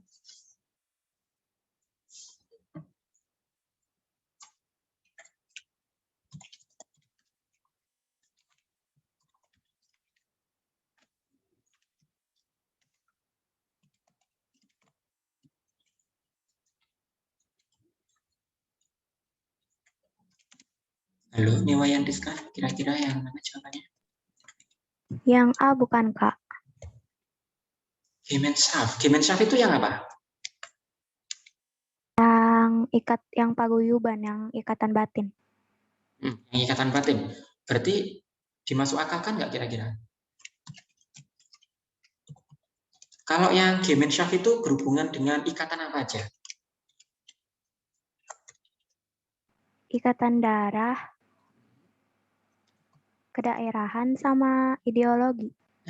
Nah, berarti tidak ada hubungannya dengan rasional ya? Nah, ini aku juga bingung ini. Kira-kira yang mana? Tapi yang ada satu, ini yang agak nggak masuk akal. Kayaknya ini nih. Nah, kayaknya yang B. Karena yang lainnya itu masuk dalam kategori Gesellschaft. Itu ya, Gesellschaft. Itu. Nah, untuk yang Gemeinschaft, ini masyarakat tadi sudah dijelaskan sama Dek Niwayan Rizka, mengatakan bahwa adalah masyarakat yang bersama, masyarakat yang cenderung untuk berkelompok gitu ya, belum ada pembagian kerja gitu ya. Teori ini dikemukakan oleh Ferdinand Tönnies, namanya adalah Gemeinschaft. Nama lain Gemeinschaft itu apa, Dik Niwayan? Paguyuban. Paguyuban. Oke, paguyuban. Oke, setelah ini kita Oke, kita baru bahas di sini nih. Gemeinschaft ini adalah masyarakat desa, itu aja. Kalau masih bingung, kalau Gesellschaft atau Patembayan itu adalah masyarakat kota. Kenapa kok bisa gitu? Karena masyarakat Gemeinschaft itu lebih cenderung mengutamakan yang namanya 3 hal tadi, yakni by blood, by place, kesamaan tempat, kedaerahan tadi diomongkan sama Niwayan, sama by mind. Nah, ideologi atau bisa dikatakan sebagai kesamaan pemikiran. Nah, itu ya. Contoh untuk by blood berarti ya keluarga, gitu ya. Marga, gitu. Kalau by place berarti ini bersifat kedaerahan. Kalau saya bisa mengatakan kayak ya sekitar rumah kalian, RT, RW, terus kemudian ya ini bersifat kedaerahan. Mungkin kalau seandainya kalian pernah besok ya, ketika kalian kuliah. Nah, ketika kalian kuliah pasti akan ada yang namanya organisasi kedaerahan. Nah, organisasi kedaerahan itu adalah karena kesamaan by place, kesamaan tempat. Gitu ya. Jadi kalau apa ya? Kalau di Surabaya itu ada yang namanya apa itu? Saya lupa namanya itu. Pokoknya kalau di UI itu Ikatan Mahasiswa Surabaya gitu. Gitu ya. Jadi Ikatan Mahasiswa Daerah gitu ya. Kalau by mind ya ini bisa ideologi karena ideologi, bisa juga karena kesamaan pemikiran. Oke, kalau Gesellschaft ini dia berhubungan dengan kota. Kalau masyarakat kota berarti dia berhubungan dengan yang namanya keteraturan, gitu ya, pembagian kerja. Nah, kemudian keteraturan. Terus kemudian mereka kerjanya tidak berhubungan dengan blood, place, mind, gitu ya, tapi karena keahlian, gitu, keahlian. Terus kemudian juga bisa jadi berhubungan dengan jabatan, gitu. Oke, dan juga tambah satu lagi ini berhubungan dengan yang teorinya Durkheim. Ini juga sama. Yang berhubungan dengan ini adalah ada 2 juga. Yang pertama dianggap desa, yang kedua dianggap kota juga. Tapi tak tulis aja bedanya apa kira-kira. Untuk yang pertama ada mekanik dan yang kedua ada organik. Nah, kira-kira yang kota yang mana? Ada yang tahu? Mungkin tak tunjuk lagi, wis. Itu terakhir. Silahkan untuk Dik Debi. Nah, Dik Debi untuk Durkheim ini mengatakan ada 2, masyarakat itu ada 2, ada mekanik, ada organik. Bukan masyarakat menurut Durkheim ya. Mekanik itu yang apa?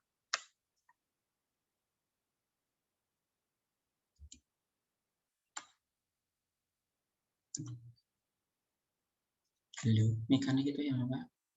Atau mungkin ada yang mau jawab, boleh? Mekanik itu yang apa? Itu yang desa, Kak. Organik yang kota. Mekanik itu yang desa. Kok bisa kota? Bukannya mekanik itu mekanik. Mekanik itu berhubungan dengan mesin ya? Bentar. Mekanik mesin, ya enggak? Mekanik. Kamu jadi apa? Saya jadi mekanik. Mekanik itu kan apa ya? Orang yang ahli mesin gitu ya.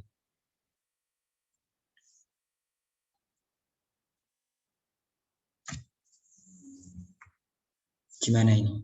Ada yang bisa jelasin nggak? Jawabannya benar, desa. Mekanik itu desa. Tapi kok bisa mekanik? Mekanik bukannya mesin ya? Nah, ada yang bisa menjelaskan untuk yang ini?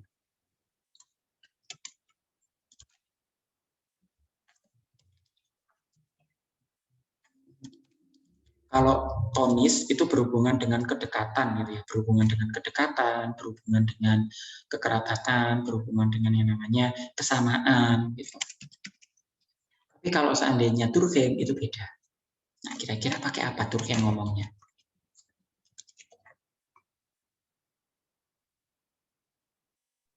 Kak izin menjawab. Ya, boleh, silakan. Kalau yang mekanik itu menurut Durkheim itu berdasarkan kepercayaan, berdasarkan pandangan seperti itu. Mekanik, tapi kan mekanik itu mesin ya. Tapi kalau seandainya tak kasih kata kunci kayak gini, bisa nggak? Misalnya kayak gini. Durkheim itu dia mengatakan berdasarkan tugas atau pembagian kerja gitu aja ya. Ini cara mudah untuk memahaminya, saya memahaminya kayak gini. Mekanik itu kan mesin ya. Cara kerjanya mesin itu bagaimana? Saling terhubung atau terpisah. Ibaratnya kayak gear sama roda belakang, sepeda ya. Gear sama roda belakang. Itu terhubung atau enggak? Ada yang bisa jawab? Terhubung ya. Nah, jadi kalau saya bisa mengatakan adalah mekanik itu oke, dihubungkan dengan kata mesin. Tapi mesin cara kerjanya, pembagian cara kerja gitu aja ya, ya. Cara kerja. Nah, ini aja. Mekanik cara kerjanya itu adalah bekerja sama. Jadi masyarakat mekanik itu adalah cara kerjanya adalah bekerja sama. Berbeda dengan organik, masyarakat organik itu lebih cenderung kepada mereka pembagian kerja. Nah, ini. Kenapa? Karena kata dasarnya adalah organ. Organik, kata dasarnya adalah organ. Mungkin pernah kalian dengar istilahnya di SMP gitu ya, atau di SD wes. Di SD saja. Di SD, di SMP kalian akan kenal dengan yang namanya organ paru-paru, organ pencernaan, organ apa lagi? Organ pencernaan, organ pernafasan gitu ya. Organ pernafasan sama organ pencernaan kan punya tugas yang berbeda meskipun di satu badan. Nah, jadi kalau saya bisa mengatakan cara kerja ya, cara enaknya untuk memahami. Karena Durkheim itu melihatnya itu dari cara kerja memang. Jadi yang kota itu cara kerjanya dibagi dulu, baru bisa kerja. Tapi kalau di desa, enggak. Di desa itu kerjasama bareng-bareng. Ketika contohnya itu di rumah saya ya, bukan di rumah saya, di rumahnya kakak saya. Ketika itu saya SMA. Terakhir saya lihat itu di rumah tetangga saya. Cuma apa ya, hanya ketika itu peralatan untuk bangun rumah itu ada di depan rumah. Ditanya sama tetangganya, "Duh, mau dibangun rumahnya?" "Iya." "Kapan?" "Minggu besok." Nah, apa yang terjadi? Pada hari Minggu besoknya, masyarakat di sekitar situ bantu. Untuk apa? Kalau saya dulu di masyarakat di rumah saya gitu ya, itu kan bekas rumah kakek gitu ya. Rumah kakek kan rumah kakek saya itu dari papan gitu ya, dari papan kayu. Maka otomatis apa? Itu dirobohkan, kemudian masyarakat itu bahu-membahu untuk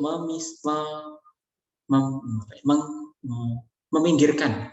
Jadi memindahkan ke tempat aman seperti itu, kemudian memindahkan kasur, memindahkan itu. Mereka hanya bantu dengan sukarela. Jadi cara kerja mereka adalah kerja sama, mekanik, kerja sama cara kerjanya.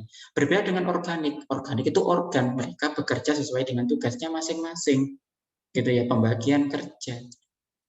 Itu. Nah, di sini kalau saya bisa mengatakan Gemeinschaft, tapi di sini ada ciri-cirinya. Nah, yang A, C, D, E itu merujuk kepada masyarakat kota. Kok bisa masyarakat kota punya hubungan rasional?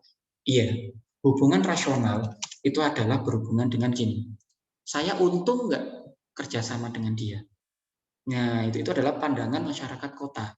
Berbeda dengan tadi ya, yang masyarakat desa di rumah saya tadi ya, ketika bongkar rumahnya kakek saya, itu mereka ya udah kerja. Yang cowok bang, yang cowok itu bongkar rumah, yang ibu-ibu itu ke rumahnya saya untuk nyiapin makan. Sampai segitunya. Itu masih ada mungkin di daerah-daerah kalian, mungkin yang masih punya rumah di desa. Nah, itu bisa kalian lihat bagaimana sistem kerjasama mereka. Nah, sedangkan kalau di masyarakat di sini, masyarakat di kota itu lebih cenderungnya adalah menggunakan rasional. Jadi kalau saya bisa mengatakan masyarakat desa itu lebih cenderung untuk menggunakan rasa, lebih cenderung untuk menggunakan perasaan afeksi ya istilahnya kayak gitu. Sedangkan kalau masyarakat kota itu menggunakan rasional. Nah, itu. Terus kemudian ada juga komunikasi bergaya formal. Kalau mungkin di kota, ya kayak kita nih, sekarang.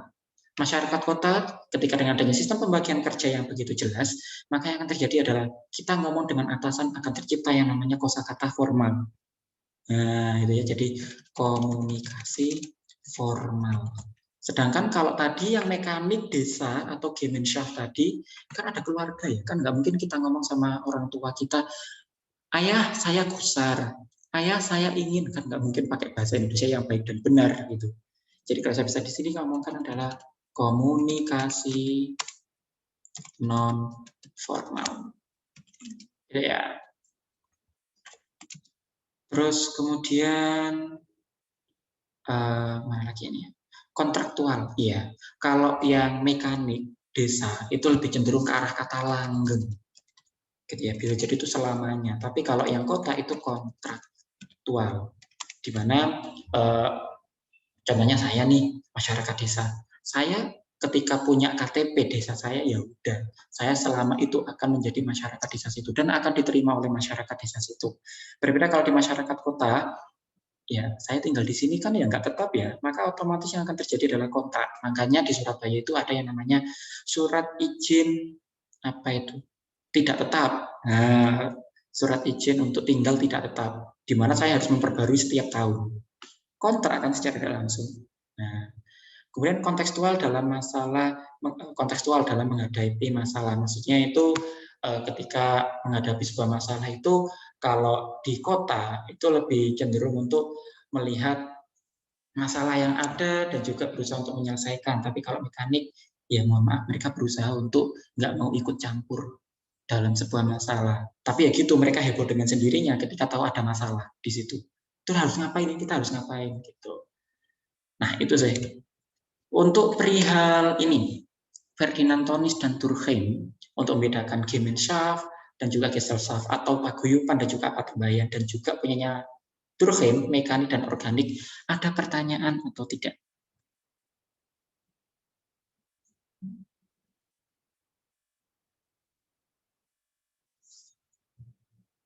Bagaimana?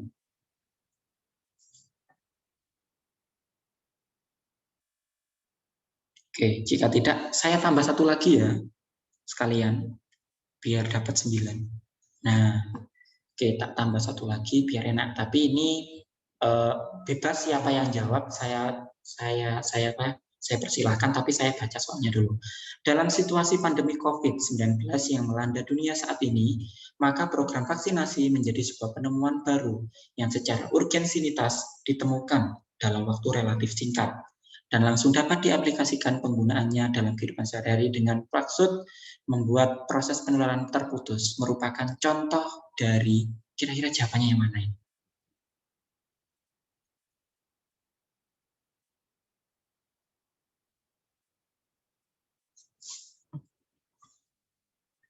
Ada yang boleh bantu jawab? Monggo silahkan, dipersilahkan.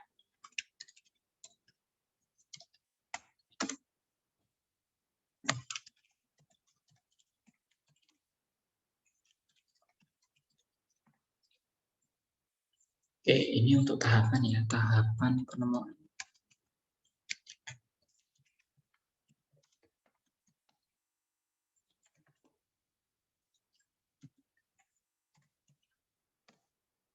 Ada yang bisa jawab?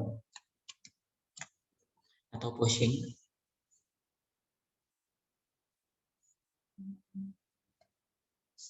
Oke, kalau gitu kita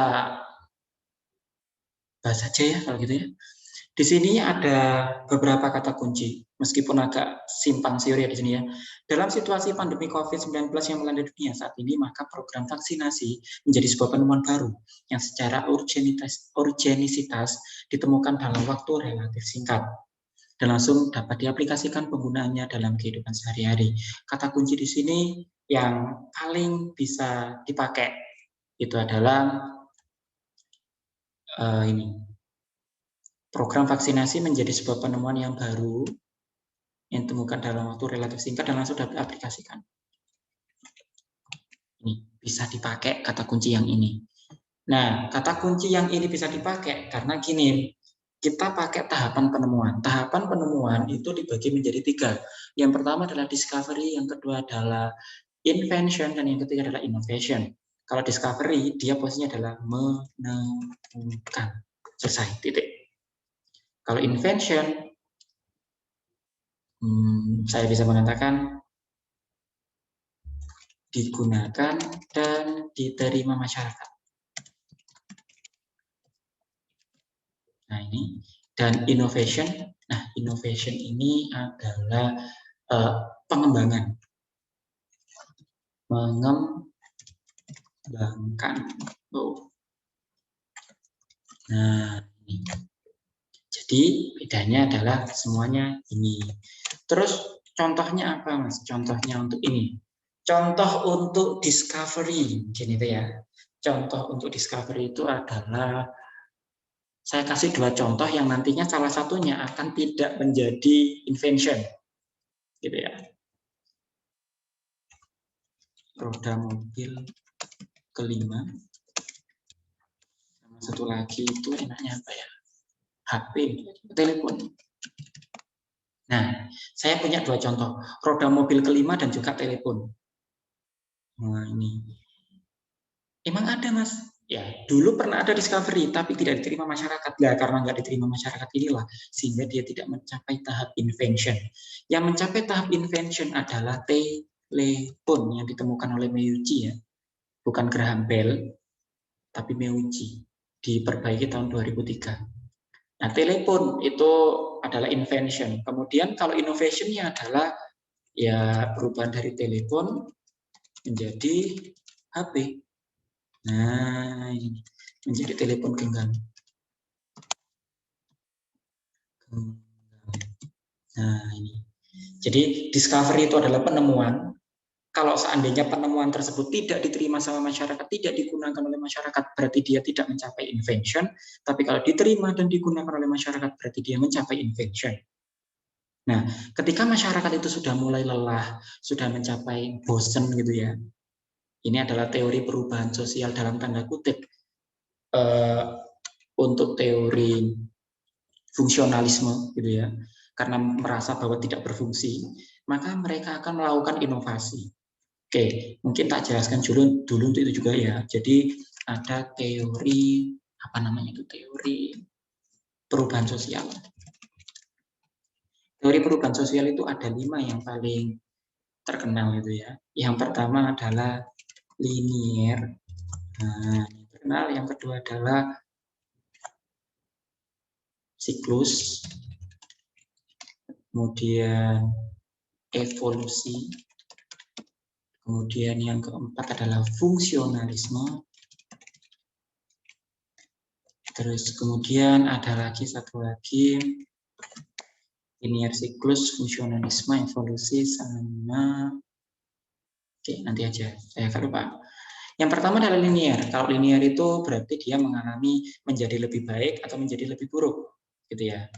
Menjadi lebih baik atau lebih buruk. Contoh untuk ini gimana, Mas? Contoh untuk yang ini adalah misalnya kayak masyarakat, ya. Dari penggunaan kayu bakar. Nah, dari penggunaan kayu bakar itu berubah menjadi Nah, dari penggunaan kayu bakar menjadi minyak tanah. Nah, ini adalah salah satu kemajuan. Kemudian dari penggunaan minyak tanah berubah menjadi LPG. Nah, itu adalah linear, menjadi lebih baik. Gitu ya. Dan tidak akan kembali lagi ke masa lalu, tidak akan kembali lagi ke kayu bakar. Kalau nggak mepet, gitu ya. Ini kalau yang lebih baik. Kalau yang lebih buruk itu bagaimana? Misalnya kayak penggunaan HP, penggunaan games yang terlalu sering. Jadi awalnya adalah games yang awalnya itu digunakan untuk hiburan, tapi berubah menjadi kecanduan game. Nah, kecanduan games itu adalah masuk dalam ranah kategori untuk ini perubahan yang mengalami penurunan. Kalau yang pertama tadi dari kayu bakar menjadi minyak tanah menjadi LPG itu disebut sebagai progres, ya. Kalau yang kecanduan games itu disebut sebagai regress. Nah, itu. Kalau teori siklus itu dia kadang kembali ke masa lalu. Ke masa lalu dan mengubah sedikit. Mengubah di sini itu posisinya adalah memperbaiki gitu ya. Biasanya di sini berhubungan dengan fashion. Biasanya juga berhubungan hanya beberapa orang. Gitu ya. Contohnya di sini apa? Contohnya adalah mungkin kalau saya bisa mencontohkan ya secara berurutan gitu ya. Tahun 2014 itu pernah ada yang namanya aplikasi FaceApp. Nah, ini ketika saya menjadi maba ya. Jadi saya memang pernah alay juga. Ya karena memang anak-anak nyuruh, ayo install gitu. Ke teman-teman kuliah minta install juga. 2014 ada FaceApp. Kemudian tahun 2018 ada yang namanya TikTok. Nah, tapi tahun 2019 ternyata muncul lagi FaceApp, tapi lebih bagus lagi. Lebih bagusnya adalah menambahkan fitur kalau dulu itu cuma foto, tapi pada masa 2019 itu video. Di mana ketika itu Pak Habibie sebelum meninggal beliau, Pak Habibie itu FaceApp pakai wajah anak-anak. Itu yang sempat viral. Kemudian tahun 2020 karena corona, maka muncul TikTok lagi. Nah, secara langsung di sini apa ya? Kembali ke masa lalu lagi menjadi lebih baik lagi. Contoh lainnya lagi itu kayak gaya rambut. Nah, gaya rambut mohawk. Nah, tulisannya gini. Ini adalah gaya rambut yang diberdirikan gitu ya, kayak punk gitu. Itu adalah gaya rambut suku Indian. Suku Indian suku Indian tapi sub Indiannya adalah Indian Mohawk. Nah, itu. Terus kemudian ada evolusi. Kalau evolusi itu ciri-cirinya adalah waktu lama, terus kemudian butuh waktunya juga lambat, perubahannya juga lambat. Tapi kebanyakan diterima. Kebanyakan diterima. Kenapa kok bisa diterima, Mas? Ya, karena gini, ketika masyarakat banyak yang sudah beralih ke minyak tanah, dia masih kayu bakar sendiri. Terus kemudian kayu bakar sudah tidak ada, dia bingung, akhirnya dia pindah ke minyak tanah. Itu yang terjadi di masyarakat. Mereka pindah gara-gara efisiensi atau mungkin kemudahan dan lain sebagainya. Itu evolusi. Terus kemudian ada fungsionalisme. Ini yang saya maksud tadi. Fungsionalisme itu adalah ketika masyarakat mengalami bosan, gitu ya. Masyarakat bosan, maka akan berubah. Contohnya apa? Contohnya itu ketika saya ngomong, biasanya saya kasih contohnya kayak gini. Dulu zaman saya HP itu adalah GPRS. Ada yang mengatakan GPRS itu sebagai 2G ya, tapi saya kurang paham apakah benar atau enggak. Nah, zaman dulu itu GPRS. Buka Facebook itu kayak nunggu 5 menit gitu. Buka Facebook klik set lama gitu. Nah, itu GPRS atau 2G. Masyarakat ketika menganggap itu sudah lemot, sudah bosan dengan hal itu, maka otomatis dia akan membuat inovasi yang baru yang dikenal dengan nama 3G. Ya.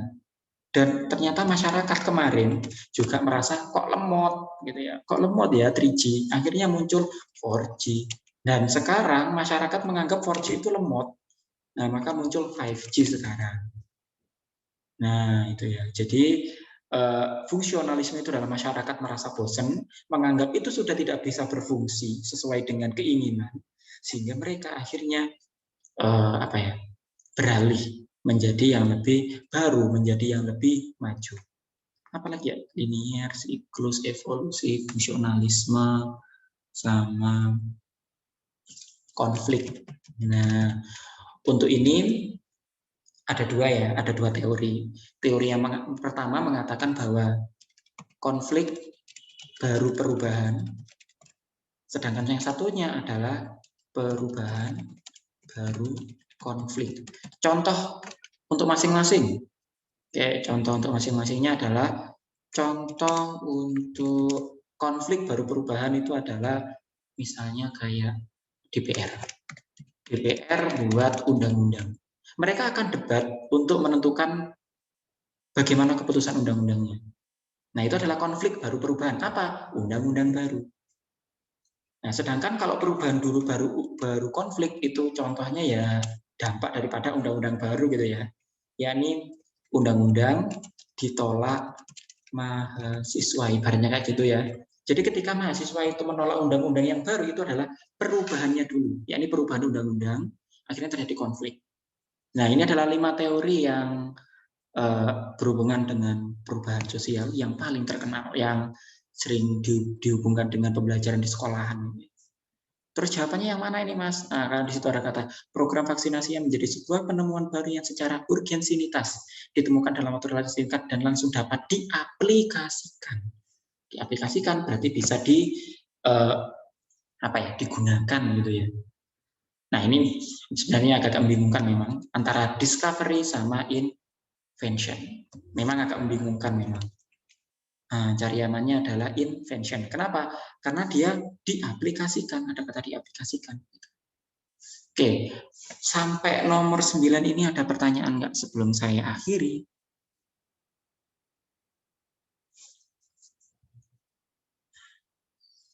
Gimana? Ada pertanyaan sebelum saya akhiri? Atau mungkin tanya-tanya yang materi yang sebelum-sebelumnya boleh? Monggo, ada pertanyaan sebelum saya akhiri?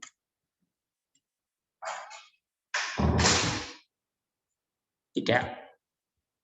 Oke, jika nggak ada pertanyaan, mungkin itu saja yang bisa saya sampaikan untuk pertemuan kali ini. Mungkin cuma 9 ya, karena tadi terlalu banyaknya materi atau apapun itu. Dan mungkin kalau seandainya ingin tahu juga tipe-tipe soal-soal UTBK yang lain, bisa dicek di pembahasan di EduLab Indonesia. Itu YouTube ya, YouTube-nya EduLab, itu bisa dicek, itu ada banyak sekali pembahasan-pembahasan. Selain pembahasan soal, juga ada pembahasan tentang jurusan-jurusan. Seperti itu. Jadi, agar kalian tahu juga perihal jurusan-jurusan yang ingin kalian pilih itu apa sih, kedokteran, bagaimana kedokteran itu, dan sebagainya. Atau mungkin kalau seandainya kalian di PS, mungkin manajemen atau apapun itu. Nah, mungkin itu saja yang bisa saya sampaikan untuk pertemuan kali ini, sosiologi, trial-nya ya, trial class.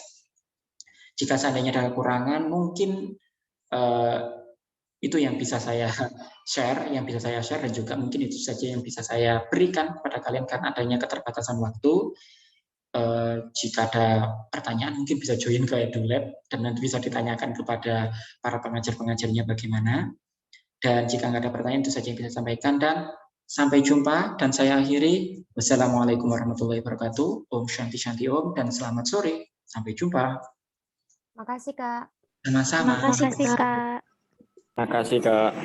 Iya, sama-sama.